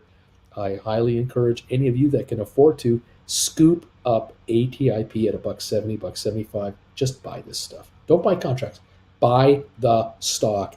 Let's corner the market down here, and it can only go higher. Dow is down 13 points. We've got a buy program kicking in here. We're down 39. We really got a buy program going on here. S&P down 3. NASDAQ down 29. We're coming on. We're going to go green on everything here very quickly. Rocket Lab is up 8 cents. SoFi is up 19 to 876. GameStop still down 253. Earnings coming out tonight. So there's that anxiety. I figured we might see 80 today, maybe less. Going into earnings, you never know. We'll watch GameStop. AMC 1521 down 2. That's given up some ground. Matterport now 728 up a penny. ME up 11.5 to 361. That's just about to go. Spire 207. We were down to $2. We were down to 198. We're now 207, down only 3 cents on Spire. We're going higher. ATIP 169.5. The Bargoon City of stocks. I cannot emphasize enough how cheap and affordable these things are. Smart Rent 641 up 4. Cyxtera up 2 to 1139. There you have it, kids. We're about to go green on our indexes here. We're getting buy waves coming through. We're not getting sell waves. Good indications. This looks very good. Pardon me. I'm so excited. I can't contain myself. I'm so excited. Oh boy, 874 on your SoFi. Let's go, baby. Cody, CNBC had a contributor on yesterday who claimed to be picking up SoFi. It said it would be trading in the 20s by the end of the year. I'd love to see that. Even sooner would be fine. False. Anyone else making corned beef offering to St. Neil Patrick Harris? Don't forget the mustard horseradish sauce. Oh my gosh. Oh my gosh. The Dow down 40 points. Rocket Lab up 12 to 872. SoFi 872 up 16. GameStop 84.49 down 237. AMC 15.14 down 9. Matterport down 3. ME up 11.5. Spire down 3.5 cents. 206.5. ATIP 169.5. Smart Rent 641 up 4. Cyxtera up 2. Okay. There's the story of a lovely lady who had 4 lovely girls of her own. Or was it 3? I think it was 3. He had 3, she had 3, then they had Hazel, right? No, they didn't have Hazel. What was the name of the maid on that show? The Brady Bunch. What was the name of that housekeeper? It wasn't Hazel. That was the show Hazel. Remember that from the 50s, 60s? Oh my God, Hazel. I would have hated life if I had Hazel in my house. Alice, Bill, thank you, buddy. Same with Sassy. It wasn't Hazel, Cindy, Alice. It was Alice. Thank you, Mike DQ. Uh, Alice, yes, Alice. I think yes, Alice. Everyone, you guys are paying attention. That's right. What were the names of the kids? Do you remember the names of all six of those kids? Uh, I'm trying to remember any of their names. These are skill testing questions first thing this morning. They don't make shows with maids in them anymore, do they? No, they don't. And the Brady Bunch, they were a typical middle class family. I mean, what did Dad do for a living? Does anyone know what the dad did for a living? And did Mom work? Because I thought she did, didn't she? She was out of the house a lot, or did she not work? Does anyone know the details of that family? False. I've already sacrificed my corned beef to St. Patrick Stewart. You're telling me I have to get another corned beef offering? What's the deal here? Cindy, Marcia, and Jan. There was Jan. There was Greg, Peter, and Bobby. Marcia, Jan, and Cindy. Marcia, Marcia, Greg, John, Peter, Cindy, and Bobby.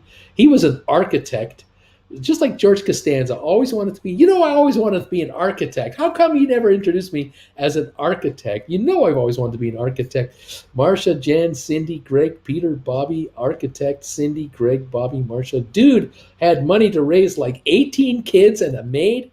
Middle class America. Marcia. Hazel was delisted.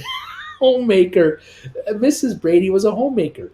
She married up. She did all right. She married smart. Mr. Brady had ties to the cartel. It was the only way. Vandalay, that was it. And what happened to the ex-wife and the ex-husband?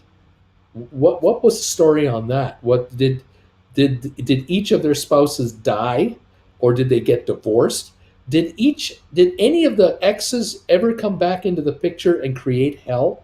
Did the kids ever go to the ex? Did like the boys ever go to the mom and then the girls went to the dad on alternate weekends? What was that all about? Did any of that ever happen? I was wondering about this. Coyote, Chase, laughing here. Importer, exporter, dead. Both of them. They died. How convenient.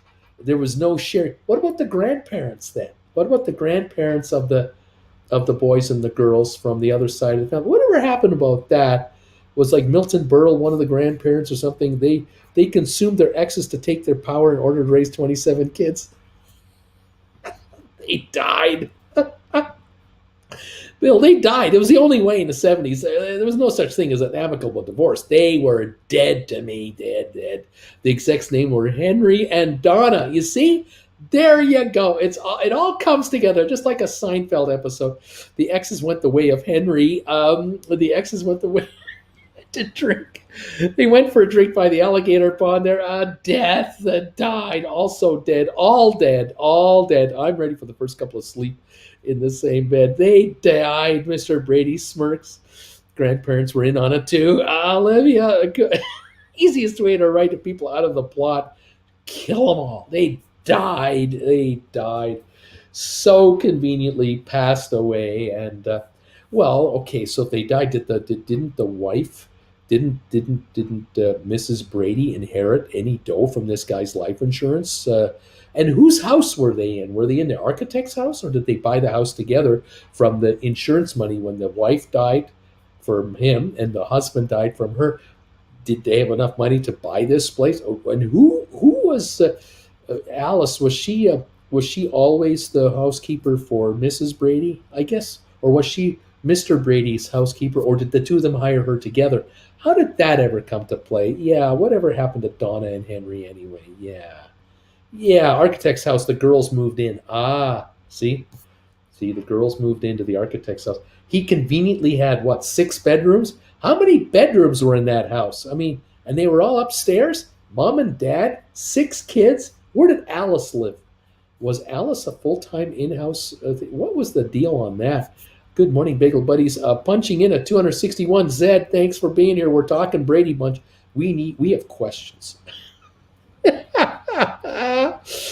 The Bradys would really prefer if we didn't look too closely into their story, okay? Jason, fun fact, Brady Bunch is the first TV show that featured a married couple sleeping in the same bed. Did they ever have a number seven together? Did she get knocked up on that TV show? Did they add another one, or did they just keep the six? Swiss Butter. Carol's ex-husband was a con artist. Suddenly, he showed up in a reboot.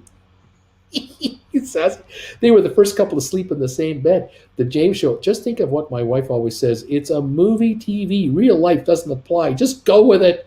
Bill buying the house. Caveat emptor. Olivia seems like a conspiracy now. Coyote, don't worry, Mr. Brady. We'll do whatever it takes to find your missing ex-wife. Nah, it's okay. Take your time. Really, it's no hurry. I found this hot new babe with 3 girls, but I like this. Uh, PF is here. Quite the conundrum. Sell my house. Alice had a bedroom off of the kitchen. See, what kind of floor plan did this house really have? Did they have zoning approval to do that? I don't know. This architect was crafty. DQ 3 bedrooms upstairs. Boy shared and the girl shared and had a Jack and Jill bathroom. Come on, that was unworkable. I thought I Love Lucy was the first sort of show married couple together in a bed. No, it didn't. I Love Lucy. They had separate beds. They had separate beds in I Love Lucy. I think Fred and Ethel Mertz stayed in different rooms. How big is your downstairs to fit 7 bedrooms upstairs? Is it a 3-story house? DQ 1 bedroom downstairs for Alice. How much laundry did that woman have to do every week for these kids and that husband and wife? Can you imagine the laundry, the dry clean? Actually, I think the Flintstones had the first couple that slept in the same bed. I don't think they slept in the same bed. Bill, they also killed off Cindy and replaced her. No one in the house noticed. DQ, and the backyard was made of astroturf. Says Coyote. Then they converted the attic into a bedroom. I can imagine. Man, oh man, oh man. Bill, I Love Lucy was the first show to show a woman pregnant. Little Ricky, that's true. Again, I had no idea Lucy's relationship was falling apart like that. I had no idea. Oh my gosh. We're down 40 on the Dow. We're up 9 on Rocket Lab to 870. SoFi 894, up 38 cents on your SoFi, kids. Is $9 in your future? It looks like it. 898 right now. 899 right now on SoFi, up 42 cents on SoFi. 11.9 million traded in 27 minutes. SoFi going for 9, kids. Going for $9. Rocket Lab 867. SoFi 896, 897, 898. GameStop 85.92 down 94. AMC down is up 29, and we got Matterport up 12 to 739. ME is up 19 and a half cents to 369 and a half. We're pushing 370 on ME. We're starting to move. Spire 210. We're back. We're back. We're even on SoFi, on Spire, pardon me. Spire. We're even on Spire on the 118,000. We're back. We're going higher here. ATIP still down a penny. Smart Rent up a penny. Sixtera up 5. SoFi, we're going for 9 on the SoFi, kids. Fred and Ethel hated each other in real life. That's true. Master bedroom with the 2 twin beds. That hurts. Good morning, DQ. Coyote from Duncan. Coyote, I Love Lucy, but does her husband still? Sean and Wendy. Uncle Bruce knocked up. This is an R-rated show. Laugh out loud. You're a blast today. DQ, I can't remember what day it is, but I can spew stupid, pointless facts about old TV shows. Good morning, Duncan from DQ. Scott, I just listened to a Brady Bunch conspiracy theory. 2 times speed. I think the coffee has kicked in here. Duncan, what's everyone looking at to buy? Futures, we're looking at options on the Brady Bunch. Eventual Duncan, good morning. I don't think the Brady Bunch had a baby. Could you imagine the ratings if Mrs. Brady got knocked up and they were going to have number 7 and she had twins? Could you imagine if she had twins? Oh, the ratings would have gone through the roof for the Brady Bunch. But wasn't she pushing 40 by the time they got together? I mean, she wasn't 20-something, right? She had to have been. I mean, how old was Marcia when those 2 kids moved in? How old was the oldest son, whatever his name was, and then Marcia? How old were those 2 kids? Were they like 13, 14? Got to think that if Mrs. Brady had the Marcia when she was 20 for, 21 for PG-rated reasons, she'd now be 33, 34, too old to have a baby in 1970. What year did that show come on the air? Sanford and Son. Oh my gosh. No baby, but we introduced a cousin named Oliver. A cousin named Oliver. Bill, didn't they get Oscar another kid or something? Twins. Well, they had Oliver. Bill, yes, Oliver. They had all. How convenient. Add a child without having one. Cousin Oliver. Oh, what was life like at home for Oliver? Did he get beat up with mom and dad over there, and they moved him over here? I don't know. Notice, clean my face in the bathroom. Was going back to living room and take profit on SoFi. Kicked in with $11 gains. SoFi $8.99 on your SoFi. We've hit 902 already, kids. We're going higher on SoFi. 13 million volume. Get ready, kids. Lock in your seatbelt. We're going for a ride on your SoFi. DQ, whoops, caps, lock, sorry. Played by Robbie Wrist. Little Oliver, that is. Gunsmoke, is Duncan. Bill Dink, laugh out loud. Thanks. So much fun with the Brady Bunch.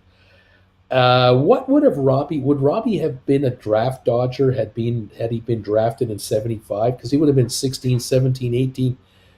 They was just before the age. What about the Partridge Family? Wasn't Dave Partridge perfect for the Vietnam draft? Would he have been a draft dodger in that bus, driven it to Canada and never come back? What would have happened with that? That would have been good for the ratings. Not really, not good for the ratings, no. But that would have made the show the talk of the town, don't you think? Oh, the Dow is up 0.09 of a point. We're green on the Dow. We're green on S&P. We're green on NASDAQ. We're uppity up. Rocket Lab, 870. Come on, Rocket Lab. Join the party with SoFi and hit $9. Let's go. SoFi, $8.94 right now. GameStop, $86 down 86 cents. AMC up 31 to 15.54. Matterport up 16 cents to 7.42, 7.43. Let's go. ME 370 up 20 cents. Spires 209 down a penny. ATIP 170 and a half coming back down a half a penny. Smart Rent unchanged. Cyxtera up 3. Robinhood 12.94 going for $13 on Robinhood. Going for I've already done it. 13.06 on Robinhood already. Oh my gosh. Is it coming back? Vanik down 70 cents. It's coming back. Home Depot up 19. It's coming on. IBM up 72. It's going higher. Microsoft down $1.08. Going up. Apple down only 16 cents. It's coming back. Goldman Sachs down 246. Looks like it's rising. Cisco down 16. We might be going higher. Facebook up $1. Amazon up 32. Tesla up 11. Google up 490. We're coming back. Oh my gosh. We could have an up day again today. How much? We don't know. We're up 21 on the Dow right now. We're green, baby. We're up 23 on there. He wouldn't go. He just they'd have to cut his hair. There's no way that Keith Partridge, there's no way Keith Partridge would go into the draft. They'd give him a buzz cut. Couldn't have that. No. Let him play for the troops as a USO tour thing. With mom and give me a break. Savior, happy St. Patrick's Day, lads and lassies. Cindy, Tesla, I have credit spread puts for this Friday. Has to hit 850 to break even. Very interesting. Very interesting. We're up now 5 points on the Dow, 6 on S&P, 35 on NASDAQ. We're jumping around, but we are positive. We're at 101.85 on oil, up 681. We got an 863 quote on Rocket Lab. We are at SoFi at 894. AMC 1546. We're at 745. Matterport up 18. ME just under 370. Can we go green and keep going on these stocks? Where are we going to be at? Larry, happy St. Patty's, everybody. Cheers to all of you around the world watching me today from wherever you are. 392 people here watching the grumpy old man on YouTube. Thank you for being here. Let's hope you're making money today. I hope some of you are getting richer, especially you SoFi shareholders. You SoFi buyers, hang on to your hats. We're going back to 15 here. We've got a ways to go. 894 now, 897 on SoFi. The low was 774. I'd love to know, how many shares of SoFi do you guys have, and what's your average price? Share with us where you're at. What does SoFi have to do to make your life a happy life again? We're up to 903 on SoFi. Tell me, how many shares have you got? What's your average, and what was the lowest price you paid when you averaged down on your SoFi? I'd love to know. Happy St. Patty's Day. I will smoke the right color and think about y'all, says Square. Bill, little known fact, Keith Partridge became a cardiologist. He could hear people's heartbeats. They didn't have to say a word. Nick, 266 thumbs up. Thanks, Nick, buddy. Welcome from Blythe. My next pair, Uncle Bruce is drinking Guinness. Keith Partridge had bone spurs.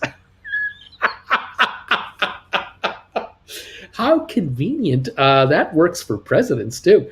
If history is any indicator, GameStop could report record earnings and then they discover the cure for cancer and their stock prices could still drop just like SoFi and other companies that recorded profits. So there we go.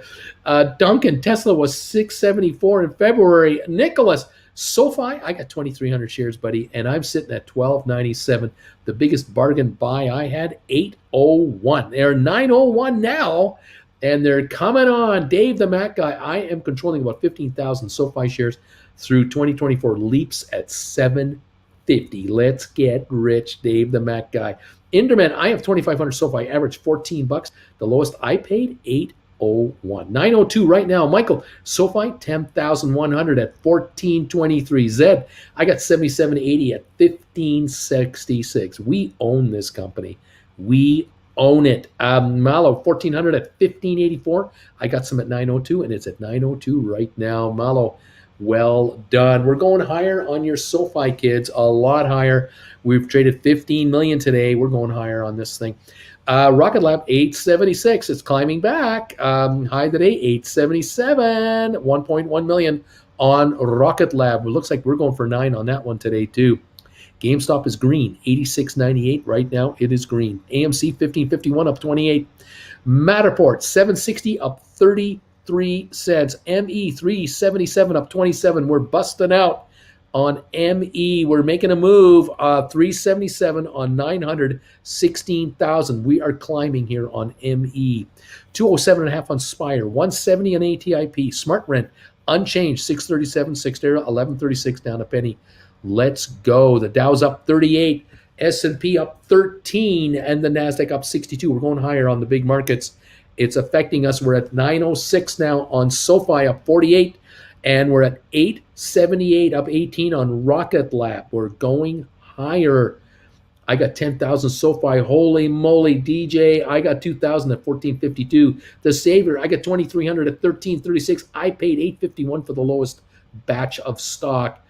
Michael, I think Birdie's got me doubled. Splair, I feel bad with 97. Michael, 1,400, around 11 bucks. Splair, but my average is 8 and something. Eric, SoFi, 475 at 1277. You guys are all going to make money. 5,500 at 1522, says Charlie. Anthony, I got 6,800 at 962. The lowest price, 795. Looking good. 906, Anthony. You're coming on here. Enderman, I got 400 Matterport last week at 669. Average down to 909 on 2,000. Nice job. Rodrigo, $2,000. Got 2,000 SoFi at 980, baby. Yeah, man. We break 10 and we are starting to make people happy already. We get to 12. We got people getting delirious around here. We go to 15. We got people getting rich. Go to 20, really rich. 25, really, really rich. Oh, it's going to be fun. It's going to be so much fun with SoFi. So much fun. We're up 28 on the Dow, 10 on S&P, 54 on NASDAQ, oil 102. We don't care. It doesn't matter. We're going higher, baby. 875 on Rocket Lab, 9 on SoFi. We're at 760 on Matterport, up 33. We're up 27 cents on ME to 377. We might make $4 today. We're climbing. A few others are kind of hanging around the break-even line, but we got some gains going on here, and we're looking for more, because it's go time, and it's time for these stocks to be corrected. They are way oversold. Eric T, I got 700 with an average of 786. Thank you very much. Scott, exciting day. I've got some work to do, so I've got to see you later. Go SoFi, go Scott. You have a good one. It's looking good. We're up 30 on the Dow. We could have a nice run here. We'll see how this wants to take off. We'll watch it. There's a headline: mortgage rates soar over 4%. Soar? Really? Mortgage rates are soaring? at 4%. Give me a break, baby. Give me a break. Inflation is 8 to 10%, and you can get a mortgage at 4. What a deal. That is free money. That is negative interest rate money to buy a house. You can't beat this historically. This is incredibly good. Very, very good. Rosie Posey, I got 3,800 at 1388. Getting closer to the break even all the time. I love this. Every penny my viewers are getting richer. Every penny they get richer. We're at 9 now, up 43 cents on SoFi. Let's go. Volume on SoFi now, 16.9 million. 16.9 at 903 now. We just jumped again. 875 on Rocket Lab. They're getting richer there. They're less poor. How about that? They're less poor now. Matterport 754, ME 378. We're climbing on all 4 of these quite nicely. 380 on ME, 756 on Matterport. Keep them coming, kids. Just keep them coming. Move this market. Let's go. My viewers deserve nothing but riches. How patient they've been. Anthony just broke even with 5,000 Matterport at 745. Rock and roll. Now 756. Let's make it happen because we have people here who can write options going forward. There are option writers waiting in the wings here to help liquidate that option market even more. Just let those shares go higher and we'll be there. You bet. Fantastic. I love this. 758 on Matterport now. The high of the day, 762. 1.19 million on Matterport.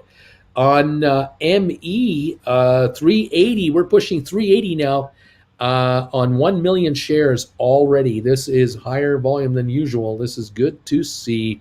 We're up 30 on the Dow. We're up 15 on Rocket Lab. We're up to 904 on SoFi, up 48 cents. Lovely. And Jen has arrived in the office. Ta-da! Welcome, Jen. How are you? I'm good. How are you? Good. We had a negative start to the day as expected after gaining 1,100 points, but it didn't last long. Excellent. This first half hour, we turned it around. We're green now, and we are seeing green all over the place here. Yes. And our SoFi has broken 9 now. Looking great. I've just asked. 29. That's right. I just asked everybody, how many shares have you got? What's your average? And what was the lowest price you paid on this stuff? We got some really good success stories coming up here. We own this thing. We own SoFi. We have gazillions here. The folks, only a few folks have responded so far. You can multiply this by probably 20, 30 times. We got a lot of stock here. I love it. We're going to get rich on SoFi. I love this. Yes. And Matterport is moving up nicely too, and really looking good. I like what I see here. GameStop is almost unchanged, but 23andMe is up to 378. That's moving today. I like it. Keep it happening, people. Keep it happening. So how are you today, my dear? Good. Did you have a good sleep? I think I did, but I kind of woke up with a bit of a headache and I was stiff. But I had a shower and I shaved and got all pretty and I'm smelling nice. So I'm feeling better. So yeah, we're looking all right. Looking good, Ray. Feeling good, Lewis. So far so good. Billy Ray, that's right. Looking good, Billy Ray. Feeling good, Lewis. That's right. Yeah, baby. It's all good times. Watching this market, trying to see what it's going to bring us. There you go. That's what it's all about. We're going to be fairly nice today, high of 11. But next week, high of 19. I saw that. Yeah. Yes, we are going into the 60s next week. That's what we refer to as the weather carrot, because it's like it's the furthest day out that our app gives us. Yeah. So you know it's a lot. It's a lot. It's a guess. It just makes you feel good. It's. I hope we hit this high. I'm showing 63 for the high next Wednesday, 57 Thursday, and then 52 the 2 days after that. But yes, 63. That's shorts weather in Calgary. Oh yeah, you get the golf clubs out and put on the golf shirt and shorts. That's it. And head for the winter greens. Bring out the tank tops and push-up bras. Here we go, baby. That's right. Dust them off. Let's go. Where'd all that fat come from? I have no idea. Let's just get going. Oh my goodness gracious. It is a mystery of life. Indeed, it is. Speaking of fat, what's on the bagel today? Ooh, we're talking ham and cheese, and we're talking. Oh, you are prepared. And okay. we're talking the Felipe's okay. Mustard horseradish. Was there enough last time? Almost. Okay. You can be generous. To go a little bit more. Yeah. You put the fire on there. Yeah. It'll help clean me up a little bit. You bet. I'm excited. I'm sure there are other places across the United States that also make these dip sandwiches. I would think so, but I don't know if they have that mustard horseradish sauce Felipe's on the table that you can just douse your sandwich. Kids, if you're ever in Los Angeles, you have to go downtown to the old downtown, across the street from Union Station, the old train station, the classic. You got to go in there. You got to go in there. Every movie you've ever seen. You've seen that. You've seen that building a million times. You walk in and you go, "Oh yeah." I've been to Union Station. This looks familiar. But then you go across the street to Felipe's, the original, and this is a restaurant that is on the. It's actually in the basement of this building. It's actually located on the basement level, with free parking around the building. Yeah. You got to go in there. Double dipped. Great pictures. If you're a train or a trolley fan, you're a train buff. Circus buff. You're a buff of history. You want to see some LA history, you have to go to this place because they have newspapers in frames and they have neat stuff. The slide the door, walk in, slide the door closed, sit down, telephone booth. They do have that. Yeah. And it's the only restaurant still licensed by California Health or LA Health Authority. I'm not exactly sure on this one. They have sawdust on the floor. Yes. It's the last restaurant allowed to have sawdust on the floor in Los Angeles. All the crumbs from the buns. It's not that. It's the drippings from the sandwiches. Yeah. In the old days, you used to stand around in a restaurant like this and eat your sandwich, and you'd have all the drippings falling down on the floor. Yeah. And sawdust was used to scoop all that up and absorb all the fat and keep you from slipping and falling. Because in the old days, they didn't have Nike Air shoes with traction like that. They had the leather boots with slick soles, and people would slip and fall all over the place. Well, with the sawdust on the floor, that didn't happen. And when you're there, you go into the historic downtown Mexican village. Oh, from there, within a block or two, historic downtown LA, which is kind of neat. We'll get some of the best Mexican food ever. There's that too. But Felipe's, you got to go there. And you get the double dip pork roast sandwich on a bun, or the double dip beef. I went for the beef. It's so good. And if you've got room for dessert, good luck to you. But you can take home, you can buy one of their mustard horseradish bottles to take home. Worth it. It's a souvenir item. And I'll tell you, it's pretty hot stuff. Clears the sinuses wonderfully. Yeah. Yes, but at each table, they have a squeezable container of this stuff, just like if they had ketchup. You pour this on every bite you pour some on there. Oh, you clean out quick. The napkins are used quite a bit to clean out the sinuses. And you know what just kills me is that we saw people who went there and bought soup. Yeah. That's true. But why are you here? Why are you here buying soup? What's wrong with What's wrong with you? Double dip. They're famous for their double dip sandwiches. It's the original. What can I say? Or they get the double dip with the salad on the side. Who are you kidding? I've bought coleslaw on the side. Okay. I've done that, and I've had macaroni salad on the side, potato salad, which is nice as a little add-on, a little taster. But the sandwiches takes everything I've got to get through it. Sandwiches are phenomenal. They're phenomenal. Yeah. You gotta check it out. Felipe's the original. On that, I'll go and make you a sad roll ham and cheese. What can I say? No dippage. No dippage. No, not on a bagel. No. No bagel dip in here. There you go.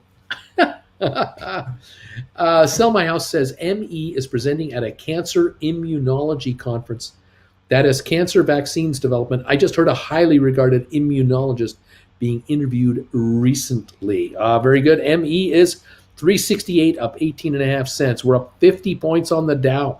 We're at 865 on Rocket Lab, up a nickel. We're on SoFi at 881 up 24. A little pullback right now. This is temporary. Gold, GameStop down 212 to 84.74. AMC 1531 up 8. We got Matterport up 24 to 751. ME up 19 to 369. Spire just down 3 cents to 207. ATP unchanged 171. We've come back. Smart Rent down a nickel, Cyxtera down 4. That's where we're at right now. We're up 38 on the Dow. We're up 7 on S&P. We're up 7 on NASDAQ right now. My SoFi average was down to 1450, but on Tuesday I got assigned on a $20 put. So I sold months ago. Average is close to 16. I have 577, says IRR. Sell my house. They were talking about COVID, but he mentioned that cancer vaccines have a very large potential for making a ton of money.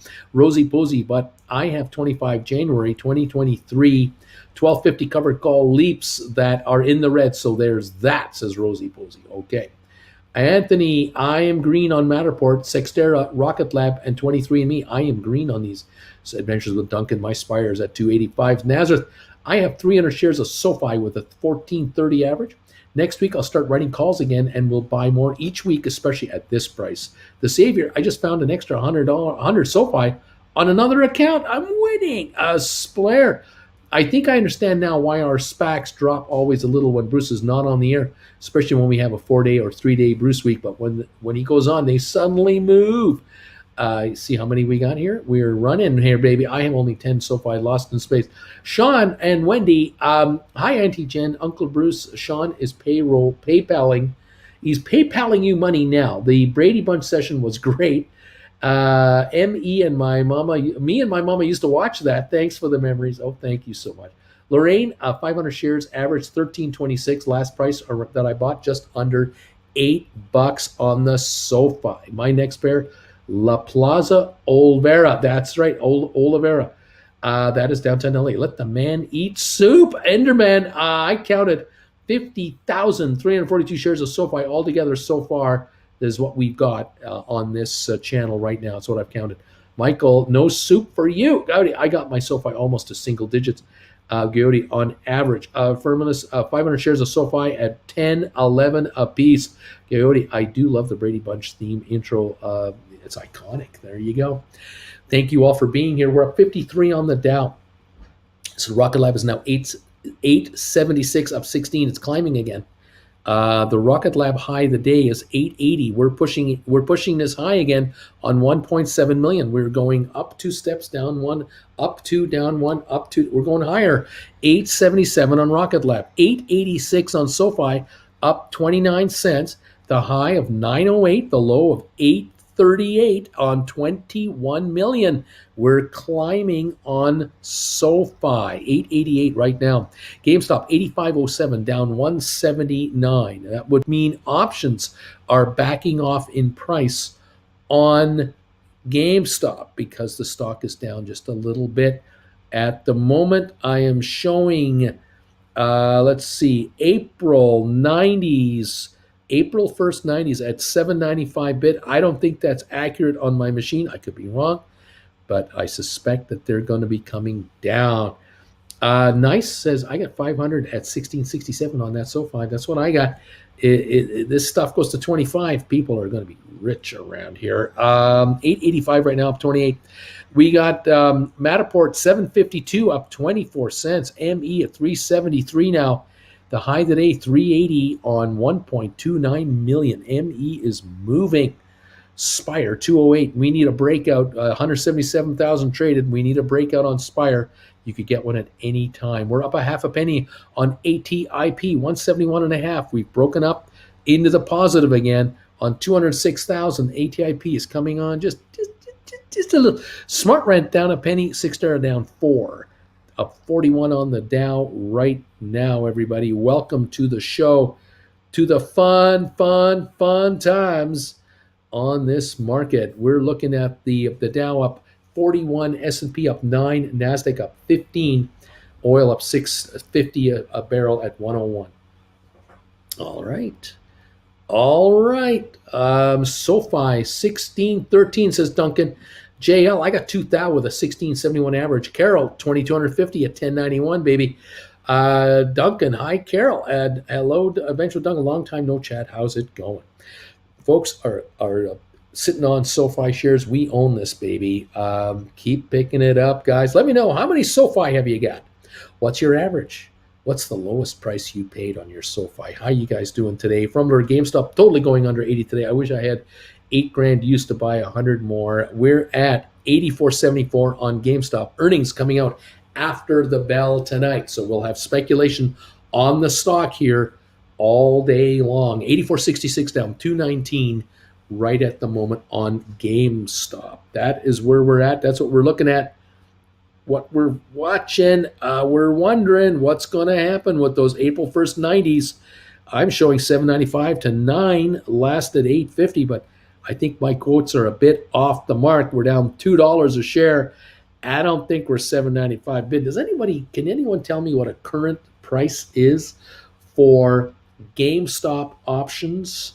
The $90 strike price for April 1st. Would anyone be able to give me a bid ask last trade on those? Because my machine, I think, is a little behind right at the moment. We're up 61 on the Dow. We're climbing. We might be at the high of the day here on the Dow. I think we are pushing the high of the day, which is only 60 odd points. We've got a lot possibly to go here.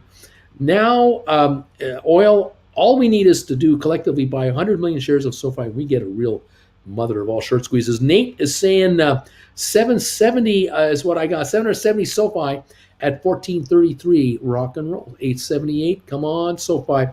Be careful today with GameStop, people. 84.43 last trade on GameStop. Nice to seeing Sean. Easy peasy. That's what we got right there. Easy peasy. Fantastic, everybody. Thank you so much for being here with us. It's so great to see you here. Have you joining us this morning? We're watching a lot of activity here. The market seems to want to go higher at this point. We're happy to see that. We have 284 thumbs ups. We're only 16 away from 300 thumbs ups this morning. Everyone, thank you all so much for being there for us today. We really appreciate it. We've got, let's see here, comments coming here. Nick, 695 to 890 is the bid ask. You can drive a Mack truck through that quote. 695 to 880. That's a $2 spread practically. Look at that, 695, 880. GameStop 90s. Thank you so much. 200 shares at 16 average on SoFi, says Jay. Right on, baby. Thank you, Jen, for this bagel. We'll see if this one makes me cry or not. Look at the toast on that. Oh, it's toasted beautifully. Look at that. Ooh, that's how you do it. Those sesame seeds. Yeah, they're roasting. They're roasting. Coffee break, says Adventures with Duncan. Oh my gosh, so much fun here. What is going to happen with our markets? We're up 50 points on the Dow. We're up 9.6 now on S&P, and we're up 16 on the NASDAQ. Are we going to get a breakout or what? We're just kind of hanging around. Figured that would be it. We would be hanging around a while. We've gained 1,100 in 2 days, so let's see what's going on here. Carol, stink bid, 801 for 100 more is what I'm trying to do. 880 last trade on SoFi. Rocket Lab 871. GameStop 84.84. 84.56 on GameStop. The low of the day on GameStop 83.51. That is the low today. And the high was 87.39. We haven't traded very much in range. We haven't moved much. But we're 84.56 on GameStop. AMC 15.32 up 9 cents. Matterport 7.52 up a quarter. ME 3.74 up 24. High of the day 3.80 on ME. We're at 1.35 million traded now. Go, baby, go. The Dow up 55 points. SoFi 880. Let's enjoy a ham and cheese bagel here with a little bit of that Felipe's original mustard horseradish sauce on here. Let's see how we do. Thank you, everybody, for being here.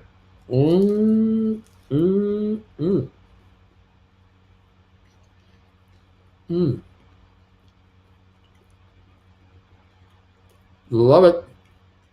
Let's go.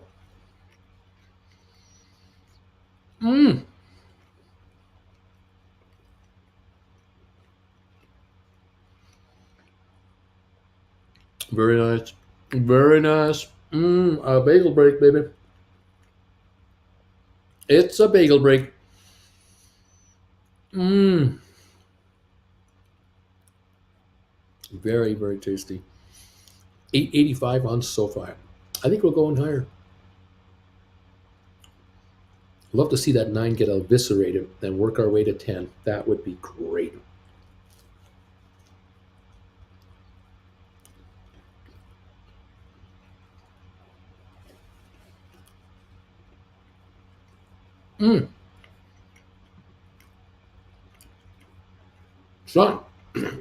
Sean, zoom out. I got 1,500 shares at 14.50 average. We're in.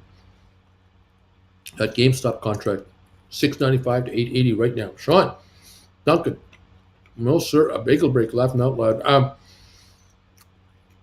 Big Mac and Adidas Russian eBay Emporium. 25 for the Big Mac, 300 for the full Adidas outfit. Oh my God. Crazy times. We're up 52 on the Dow. SoFi, 884, up 27. Let's go. 84.48 on GameStop. Let's run this puppy. Get this market going.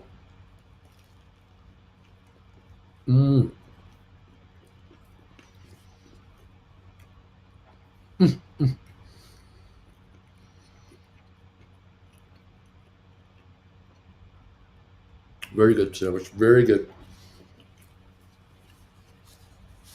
We have the bagel from Costco. Toasted sesame seed bagel. We have Black Forest ham from Costco. Cheese. I think Jen picked up a block of cheese, big block of cheese, and she's hand cutting it. Real cheddar, medium cheddar, really nice. And then Felipe's mustard horseradish sauce from Los Angeles, from Felipe's, the original, right downtown LA. Oh, what a combination this is.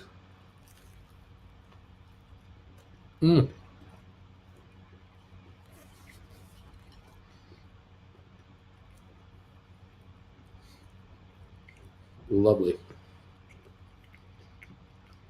Underman, Uncle Bruce, January 23 SoFi, $15 call at 96 stink bit. Is it worth it?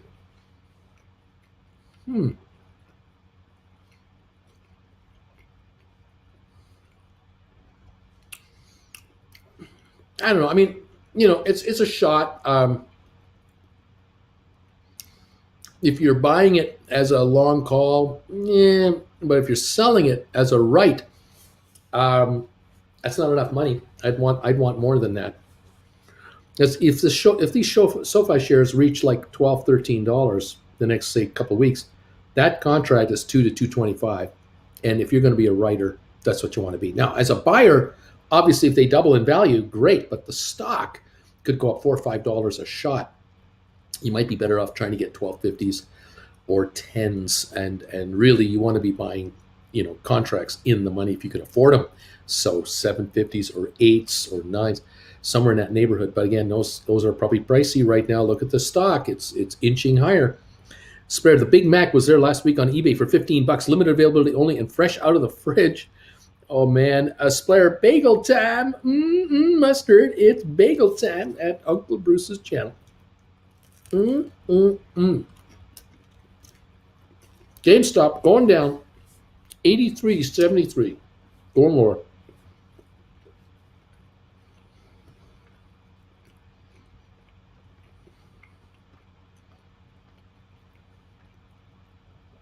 Watching this market.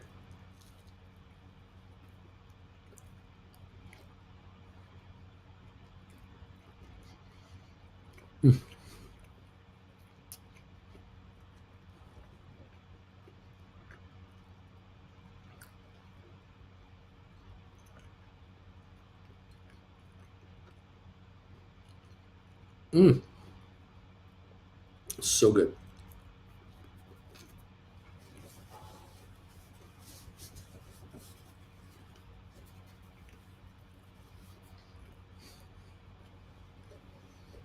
Cheers to all of you around the world. There's a rumor that it's St. Patty's Day or something like that. Is that true?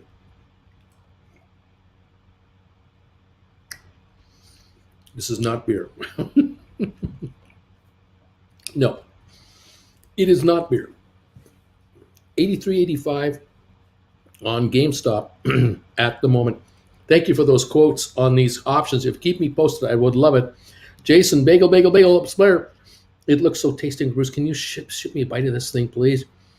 Inderman, Uncle Bruce, 750 bid ask is 750 bid ask is 305 to 15. That doesn't make sense. Sorry, I don't want to be that person, but Felipe's original is Philippe's, not Felipe's. I'm just, I just nickname it that. Yeah, Philippe's. It's fantastic, absolutely. You can look it up on Google. You can look it up on YouTube. If you see, you'll see videos where Huell Hauser has visited Philippe's a number of times. He was granted access in the back where they make this stuff and produce all that roast pork and roast beef. How they work that place 24/7. It's unbelievable. It's worth looking up Philippe's on YouTube. Absolutely. Tempted to write calls on SoFi, but I feel it could go higher first. Oh, it's going higher. You don't want to write calls right now. Michael, I can't pronounce that. Wonka Vision. Okay, bagels. Thank you, everybody, for being here. The Dow's down 2.97. Little pullback. I think that's possibly a little temporary. We'll see how that goes. We're still up elsewhere. And April natural gas is up 18.8 cents, 4% right now to $4.93 per million cubic feet. And a decline of 79 billion cubic feet in U.S. natural gas supplies at the moment. We'll see how that works out. Cheers, everybody.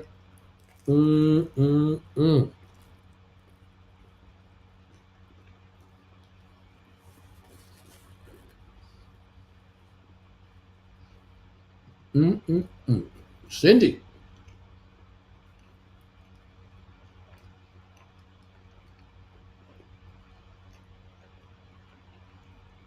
Gonna make money on SoFi. I love it. I love it.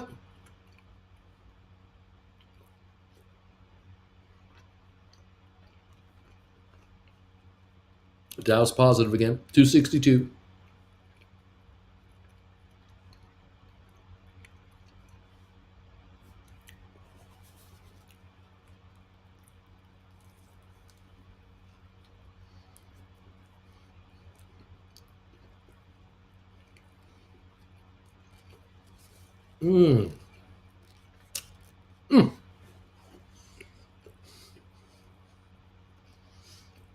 We just hit a hot spot. Oh yeah. Oh, we're cleaning out. Beautiful.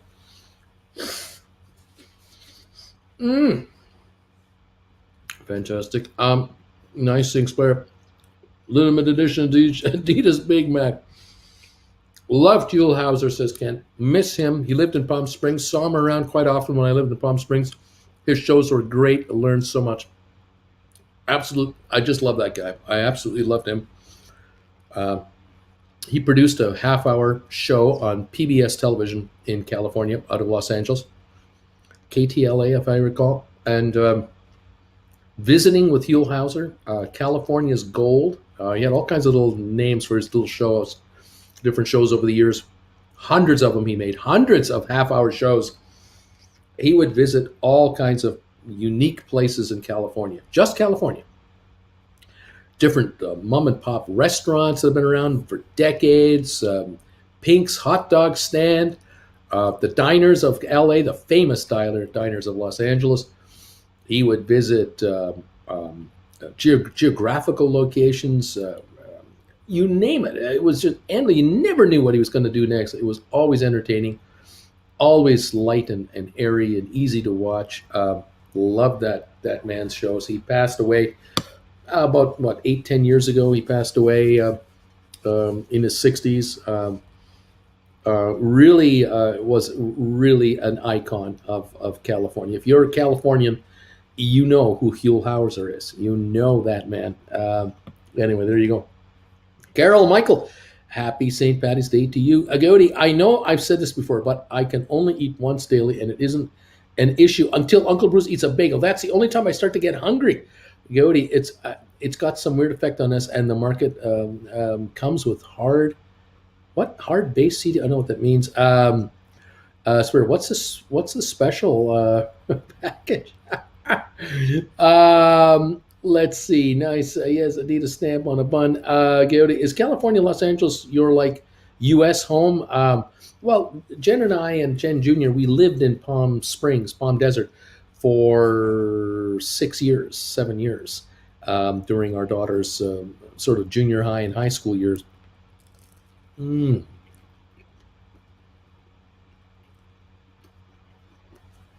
Mm.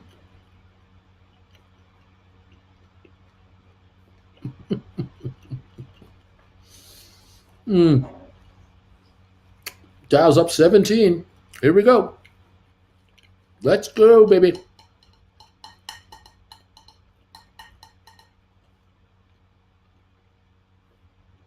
Great, you made me laugh. Um, let's go, baby.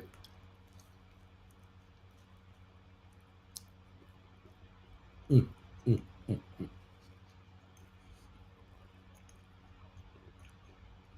mm.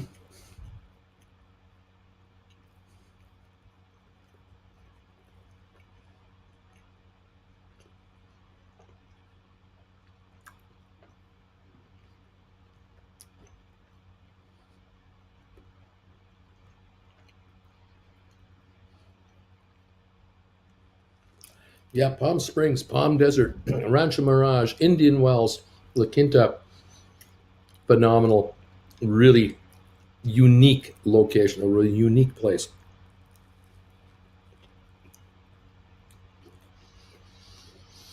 Mm, wonderful, wonderful, wonderful. Uncle Bruce, it's really good to find a good bagel around here. So this weekend, the wife and I are going to attempt to make our own. Right on.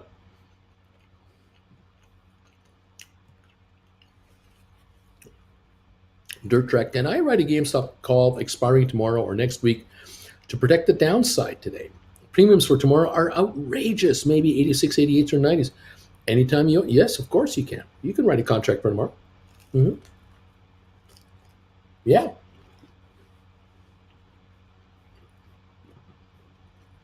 Haven't been to California, but I'd like to visit it soon. Mm-mm.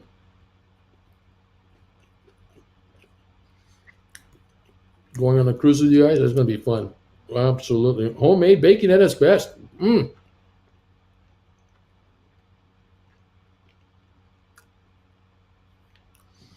Mm. What was the member surprise from yesterday? You mentioned you cheered on the air. I missed the live.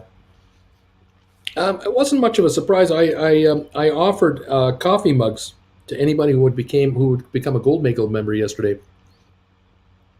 If you upgraded your membership and or became one.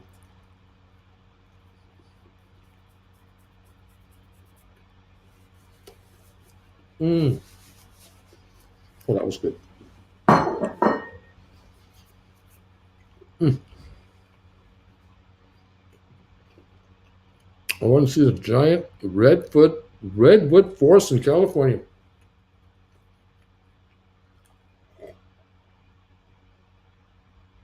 Oh boy,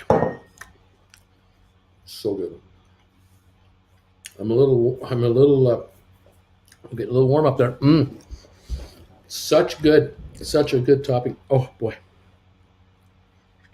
fantastic.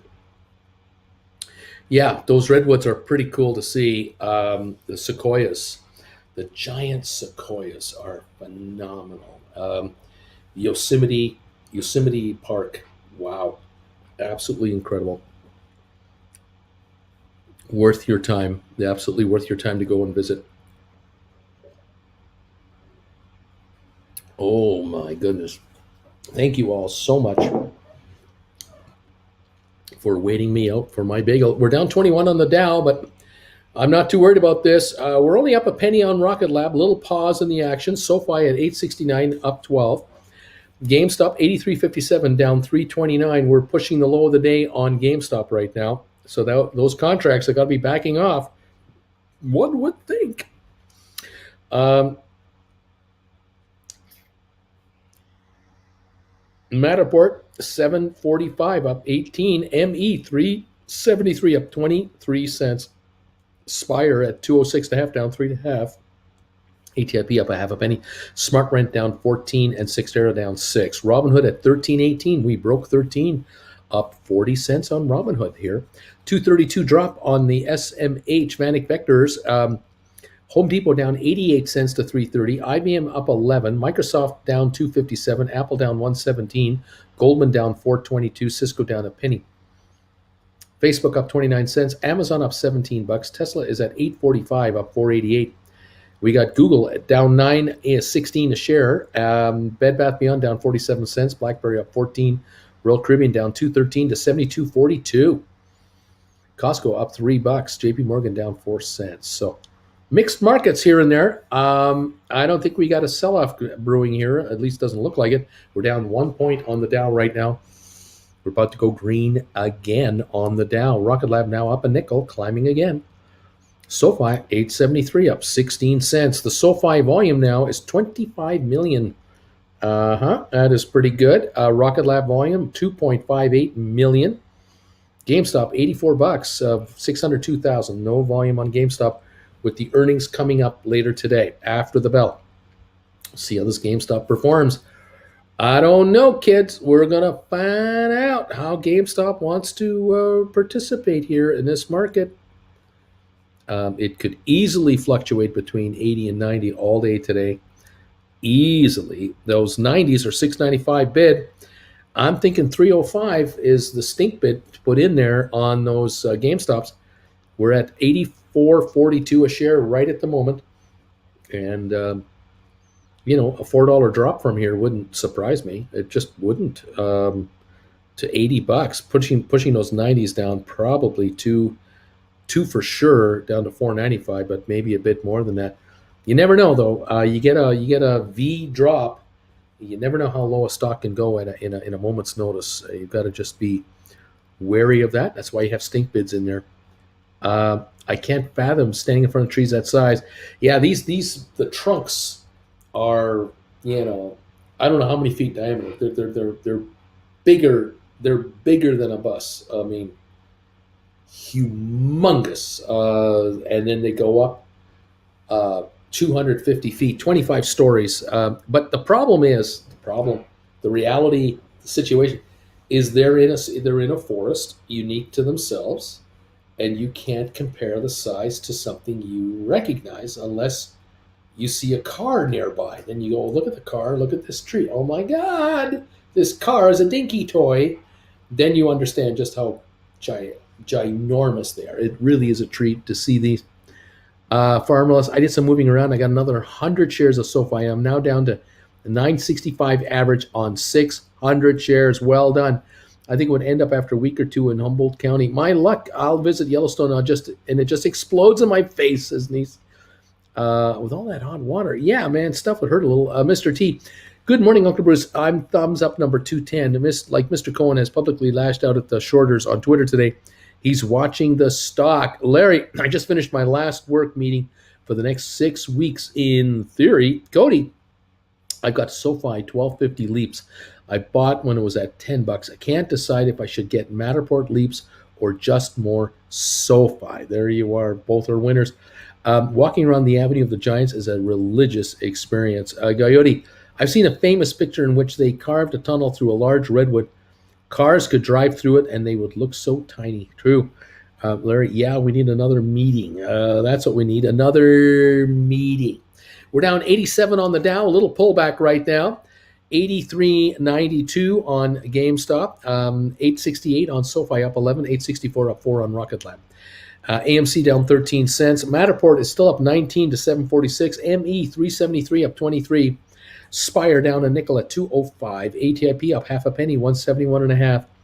Smart Rent down 11. Sixtera down 7. And the Dow now down 74 as we are jumping a boot. We had a meeting about a meeting last week. It sucked. It just this meeting about these meetings, they just suck. I totally understand that. I don't miss meetings. I really don't. I don't mind meeting you guys. This is okay with me, but these other kind of meetings, I'm not really into those other meetings. No, no, thank you.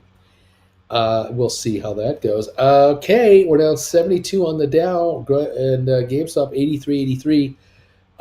The low of the day on GameStop has been 83.45 today. That's where we're at, 83.45. 84.12. Now we're jumping around everywhere on GameStop, obviously. 870 up 13 on SoFi. We're up a nickel on Rocket Lab. That is what we've got going on, kids. Lots of activity here. Oh, look at that. Something came in here. Thank you for this PayPal donation from Conyers, Georgia. Thank you so much from Conyers, Georgia. Thank you for that donation on PayPal. Fantastic. All of you out there making those PayPal donations to us, we appreciate it very much. Thank you, guys. Beautiful. We've got thumbs ups now. Let's take a look here. How are we doing on the thumbs ups? 300. Look at that. We hit 300 thumbs ups. Thank you guys so much for this. That is beautiful. That's a nice round number to see here this early. Beautiful stuff, guys. Thank you. Thank you. And thank you. We're going to keep this market going. Let's hope it just keeps going higher. How about that? Let's just make this market go higher, please. Come on, man. We're down 44 on the Dow. We're recovering a bit here. Still down 5 on the S&P. We're down 40 on S&P. So NASDAQ, we've gone negative on all three, but not dramatically negative. And I figured this would be it. We'd be hovering around this plus 100, minus 100 area. I figured that would be it until the midpoint, another hour or two, and then we'll determine what direction we're headed from here. How much money is on the sidelines? Where are these shares really going to go? I think higher is my bias. There's too much money out there looking for a place to go. Safe haven. 102 on oil. That's might not last much longer up there. We'll see. We'll see. Yeah, a 3-day rally would be happening if we go up today. Michael's laughing. What's this meeting about? Our next meeting? Oh, that's what it's about. Is the run done for the day? I don't think so. Cody, heads up for the group. People are losing their minds over MUL and Larry. We have meeting to determine if a meeting is needed. Mulan, I love that movie. Nice. Sounds like my kind of meeting, actually. The kind of meeting that I love to be is at a meeting about that meeting we had before. Did you take care of that thing? No, the other thing. Oh, yeah, I took care of that other thing. No, not that thing. The other thing. Yes, that's right. You think the mob has an exclusive on that? Let's have a meeting about that meeting about the other meeting. About that thing about the meeting? Yeah, the thing about the thing in that meeting. Let's have a thing about that meeting, and we'll meet about that meeting. We'll meet about that. Okay, great. Yes, you really might be middle management material if you're into the meetings about meetings. You then are made of the right stuff to be in that group right there. Oh my goodness, meeting about the meeting about that meeting. You take care of that thing. I took care of that thing. The other, no, not that thing. I'm talking about the other thing. No, yeah, the other. I'm talking about.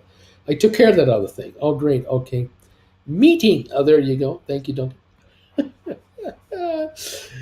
It's all fun, kids. It's all fun. What is going to happen in this wild and wacky world in which we live? I wish I knew, but boy, it is entertaining, isn't it? So entertaining.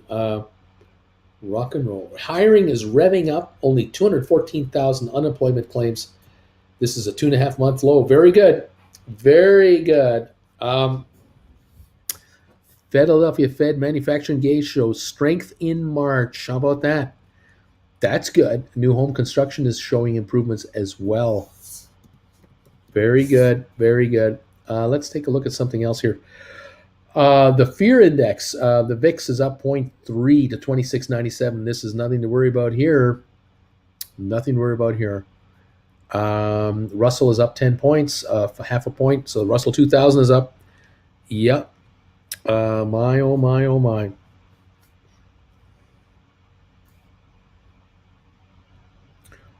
Interesting stuff that is going on.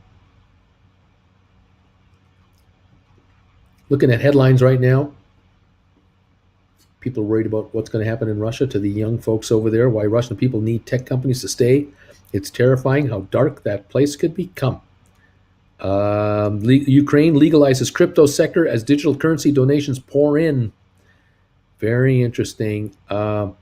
Very interesting.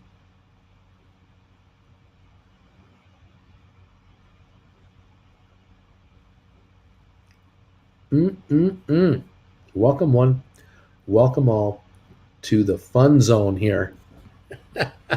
The Dow's down 95 right now. SoFi is up 8, and Rocket Lab's up 3 right now. Watching these midday, mid-morning moves. GameStop 83.68, approaching the low of the day of 83.45 again. And we've got Matterport at 740, up 13. ME at 369, up 19 cents. We're at 205 on that Spire. ATIP is 171, unchanged. And that's where we're at right now. Red across most of the boards right at the moment, but not by much. Slightly red markets. Wouldn't take much for another turnaround, and I wouldn't be surprised if we get one as this continues to move on. Let's see.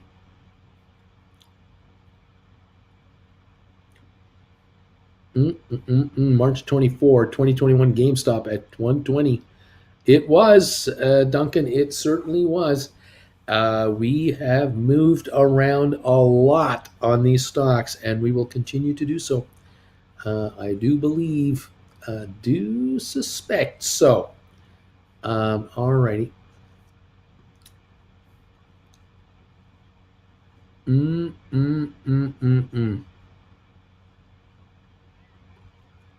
Lots to watch, lots to follow here. Let's take a look over here, looking at some other headlines.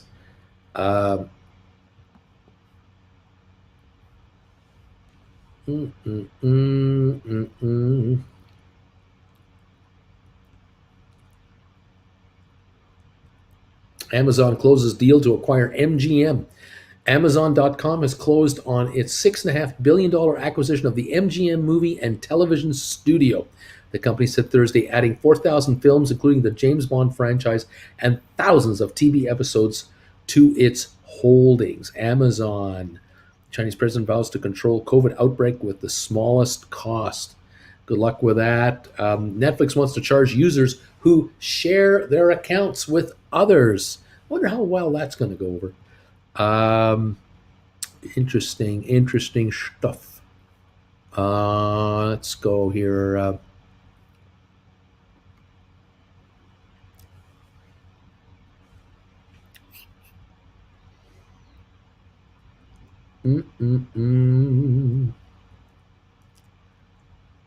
Jobless claims edge lower in tight U.S. labor markets. Okay.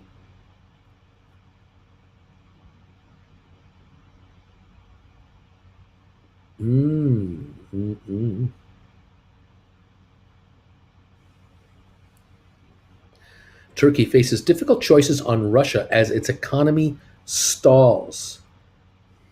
Okay.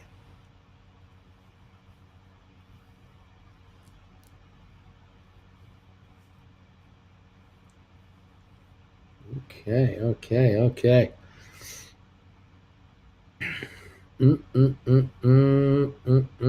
These seem to be the headlines that I can see here.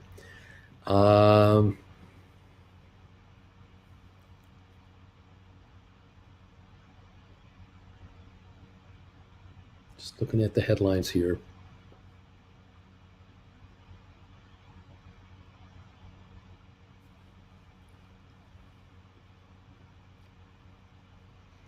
Okay. Thank you all. Let's go.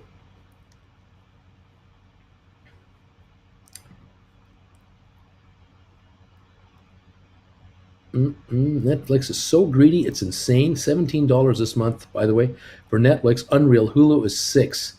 But Netflix has Army of the Dead movies. Best movie ever. I see. That's the story. We're down 64 points on the Dow. Little recovery here. 868 up 11 on SoFi. 84.16 on your GameStop, down 269. Right there. Okay.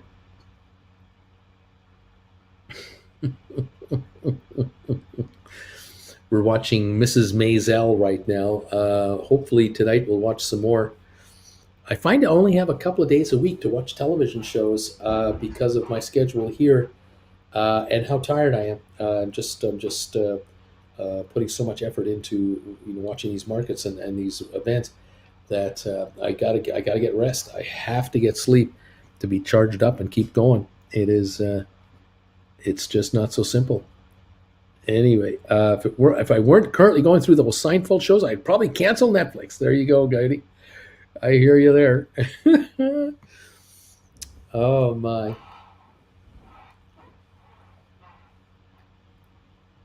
Mm,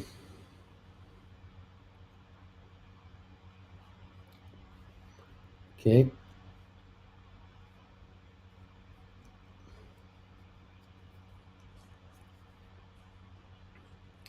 Lots of folks talking about these TV networks and these TV packages and everything else. It is what it is. Let's see. Here we go. Let's take a look over here. What's going on?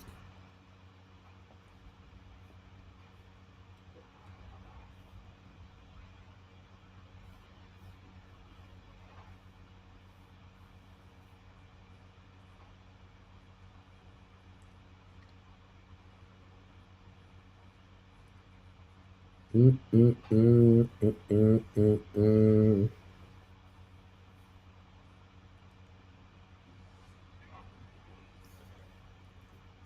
Looking at New York Times headlines here. U.S. New cases of the virus 31,152. That's the 2 week average. 14-day average down 43% from the 2 weeks prior. New deaths 1268 down 31%. Yeah, yeah, yeah. Man, oh man.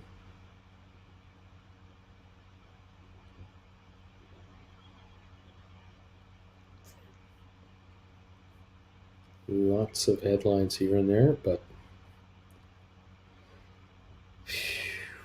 it is what it is. It be what it be. There we go. Thank you all for being here. We're coming up to the last half hour of this show, and take a day off or two. Yeah, weekends, man. That's what weekends are about. Can't take a day off during market days. Too much going on. Just so much happening. What can I say? Lots to follow here. I'll tell you. There we go. 317 thumbs ups. Thank you, guys. They keep coming in. I love this. Thank you for these 317 thumbs ups. Beautiful, beautiful stuff. There we go.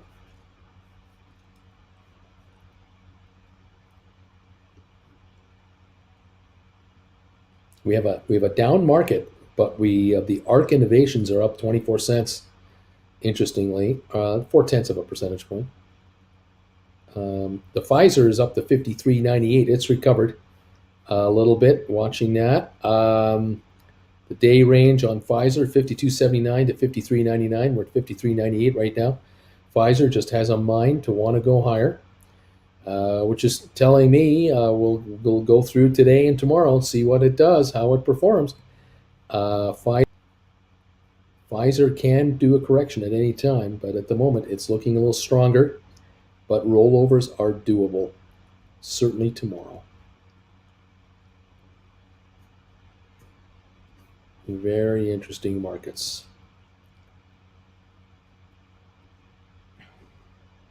Yeah, Pfizer right now at the high of the day, 53.98, 53.99 at the moment. Trading at 13.95 times earnings, doing rather well. Up 106 right now. We'll watch that. Keep an eye on that. The Dow down 53 points at the moment, a little better from a little bounce back coming right now. We did not drop on the Dow as low as we were to start the day. So we went up and we backed up, but we're now bouncing off of this intraday level, but it's not as low as it was before we started. We'll see if this holds or not. Lots to watch out for. We're up 3 cents on Rocket Lab, 5 on SoFi. GameStop is 84.02 right now. AMC's down 9. We're at 742 on Matterport, up 15. ME holding at 372 a share on 1.8 million. It's up 22 cents. 23andMe is really holding its gains. Aspire 203, ATIP at 171. That's unchanged. Smart Rent down 15, Xterra down 16 right now. There we are. That is what is going on in this market right now. By the way, if any of you folks out there are acquiring my lessons on stockmarkerswithbruce.ca, you've acquired my lesson, whatever the number it is, or 2 or 3 of them, and you're having trouble viewing them, or you can't find the link, or you watched half the show the other day, you want to watch the other half now and you can't find the link, send me an email just saying Bruce, I purchased lesson number so-and-so, can't find the link anymore, can you send me a new link? I'll take care of you, okay? So not to worry, I can get you that. Once I've sent you the link, of course, you'll have it in your email. Just keep that email handy, and anytime you need, you can always go back to that link and watch it again. But I'll get you looked after if you have any issues on your links to these classes. Okay. Thank you, all of you who are supporting this channel and picking off these classes, learning about how to write call options. Way to go, guys. There are 12 lessons there, and hopefully we'll add number 13 shortly. Beautiful. Cindy is saying, you know what, Duncan, along with ESPN and Disney, just canceled cable and stream Amazon, HBO, and free Apple. That's what I do now. Hi, Cindy from Duncan. Nice. And the weekend. Beach Boy. Well, as it turns out, it is a local holiday today, and tomorrow is Friday only. Monday will trading resume on my platform, friend's platform. My friend said he's practicing breathing. Beach Boy, don't do anything. Just sit back and relax. Just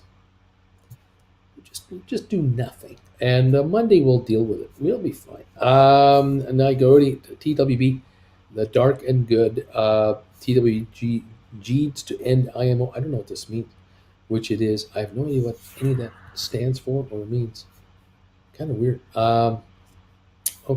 Okay. So Duncan, have a good day, y'all. I'll catch you later. Splatter, you take care, buddy. Thanks for being here. Let's see here. We'll go back over here and over to there. We are now down 61 points on the Dow at 34,001. And we got SoFi up 8. We have Rocket Lab up 5. GameStop at 84.89.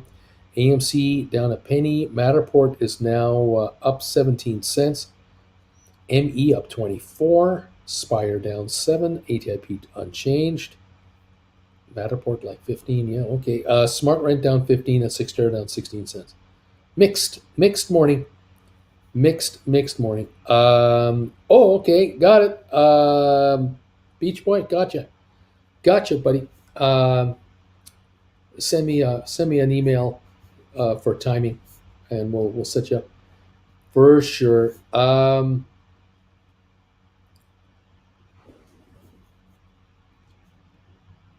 Let's see. Zombie show. Could I be the only one not in GameStop? Maybe after earnings I'll jump in, says Cindy. Take care, Simpleton, says Duncan. Midnight Adventure at Matterport is slowly coming back to the 750. Whoop, whoop. Chase, Uncle Bruce, GameStop received a negative Wedbush review earlier this week. Earnings tonight. Any reason to believe that GameStop will offer results that differ from Wedbush? Again, I mentioned this the other day. I brought this up about why would Wedbush slam GameStop 2 days, 3 days before earnings? Why would you do that? Do you know something we don't know? Is that it? Are you looking on purpose to hurt the stock? Are you guessing it's not going to be good? I mean, as an analyst, you know the earnings are coming up this Thursday night. Why, as an analyst, would you do a review and call it a sell with a low price 3 days before earnings are released? This makes no sense as an analyst. I mean, would you do that with Apple? Would you do that with IBM? Would you do that with Amazon and Microsoft? I don't think you would. Why would you do it with GameStop? There's only one reason I can think of. Well, there's two. You're an idiot. You don't know what you're doing. And there are idiot analysts. So let's not put them in a class unto themselves. But it could be vindictive. And it could well be that you're looking to cause a splash and you're dying to report on Friday the "I told you so" comment. Maybe that's what you have in mind, that you're hoping the shares will slump after the results, and no matter what the results are, they won't be good enough, and you will be waiting in the wings to just drive home your point, to be to get eyeballs to click onto your commentary. I don't know. Maybe that's it. Maybe that's the whole plan. That is the whole plan right there. That's the whole plan. I don't know. I don't know what to say. I can't say. Yahoo did the same thing. Put out a hit piece on GameStop execs this week. They did it. Media has hated GameStop since January 21. There's definitely a segment of the there's definitely a segment out there that is not a fan of the markets. Absolutely not a fan. Midnight Adventure. I think you're better off getting these answers for these technical. Just Google them, and you'll see a couple of explanations that will be written for you. I don't want to recap this again here, but hit the Google. This info is generally available in my classes, but I really don't concentrate on these deltas and theas all that much in name, but I do kind of cover it in my overall explanation on how options work. Okay, that was your whole plan, Getter. That was your whole plan. Getter. That was your whole plan. Gaudi, SHF's old money losses once and holds a vendetta even after getting bailed out again. I don't know what that means. Getter. That was your whole plan. Okay, we're down 41 on the Dow. Nothing much. We're up 16 now on SoFi. Bounce a little bit. 874. We've come back just a little bit. The low was 838. That was this morning on the opening. High of 908. I think we can break that high today. I think we'll go higher. I really do. We're at 28.9 million on your SoFi kids. I think we can go higher than that. Rocket Lab up 3 cents. GameStop back to $86. Interestingly, AMC up a penny. We're gaining here at 738 on Matterport. ME up 25 now to 375. We're climbing on ME again. The high of 380, and we're only a nickel away. Interesting. 203.5 on Spire. ATIP is up a half a penny. We're climbing. Not by much, but we're up. That's all I can say. 47-point down drift on the markets at the moment. S&P is down 5. NASDAQ down 44. Actually, even better. S&P is down 3.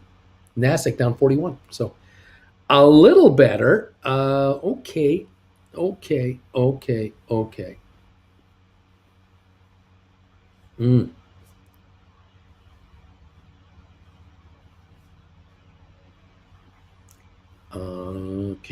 right. Interesting times. Oil 102.57 up 753 right now. That's where we're at right now. Okay. Coyote's talking about Muddy Waters. Mike wants to know, is that a jazz musician? Uncle Bruce, can you please tell me one more time how to calculate book value on an option price, please? Like 100 strike price, 120 strike bid, 20. So the option is all book value. Can you help me out here? So all I can tell you is if you are interested in a stock that's trading at $100 a share, you think it might go up, or let's say you want to write a call. to write a call against that stock. If you were to write a call option that is out of the money, in other words, that has a strike price over 100 a share, 105, 110, whatever, then everything you get for that contract, whatever money you receive when you sell it, write it, is premium. It's time premium. So if you're going to write a 1 week contract on a $100 stock with a 105 exercise price, you get $2 for it. You're getting $200 for a call that has no value whatsoever. It is out of the money. It's a 105 call option with a $100 strike price. It's $2 of time premium that you're getting. That's with 5 trading days to go, 1 week to go. If by the next Wednesday, with only 2.5 days to go, the stock's still at 100, this 105 might be trading at $1.25. By Friday morning, if the stock is still at 100 a share, this 105 contract on Friday morning is 50 cents. By Friday afternoon, it is worth $0. You wrote it for $2, you scored all $2. You don't have to buy it back. It's out of the money. Never was in the money. You don't have to buy it back if you don't want to. But let's say the stock's at 100 a share, but it was at 80 a share a week ago. The stock went up to 100. And you own 100 shares of this stock and you're really happy because it's gone up $20 for you in the last week. It's got a nice little run going, but you're also concerned that, geez, this might back off back to 90 because it's had a big run here. You might write $100 call options. Even though it's trading at 100, you'll write a 100 right at the money. You might be even more aggressive. You might write a call that has a week to go, let's say, at 95. You're writing an in-the-money call. Well, it's going to trade for $5 plus time premium. It'll probably trade at $7.50. You'll bring in $750 by selling a $95 call against a $100 stock. But hey, if you're right, and the shares go down to $92 on Wednesday afternoon with Friday's expiry coming up, 1, you're out of the money. 2, you're running out of time. 3, that contract won't be at $7.50. It won't be at $5. It will likely be at about $2, maybe $1.50, maybe $1.25. You've just scored a huge gain. But then again, the stock went from 100 to 92. It went down $8. This contract should back off in value. Being a 95 contract that was in the money $5, now it's out of the money $3, and it's got 2.5 days left to live. Yeah, this contract is dropping like a rock, and you should benefit from the writing of that contract. There you go.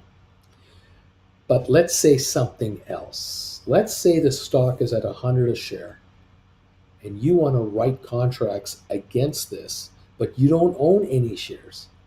You want to buy a call option that's in the money with a lot of expiry time left on it, so you can write a call against that call, poor man covered call. Well, you might look to buy a $70 call option on a $100 stock, or a 75, something like that, 20, 25, 30% in the money. So if you can find, let's say, a $70 call option that has 6-8 months to live or more, it's a $75 call option. It's 25 in the money, and you can buy it for $30. Is that a good deal or not? I say no, because if you're going to pay $30 for a call option that's got a 25 book value, you're paying $5 time premium on top of the book value. And the total cost of that contract is 25 plus 5. It's a $30 cost to buy a $25 item. You're paying $30 for a 25.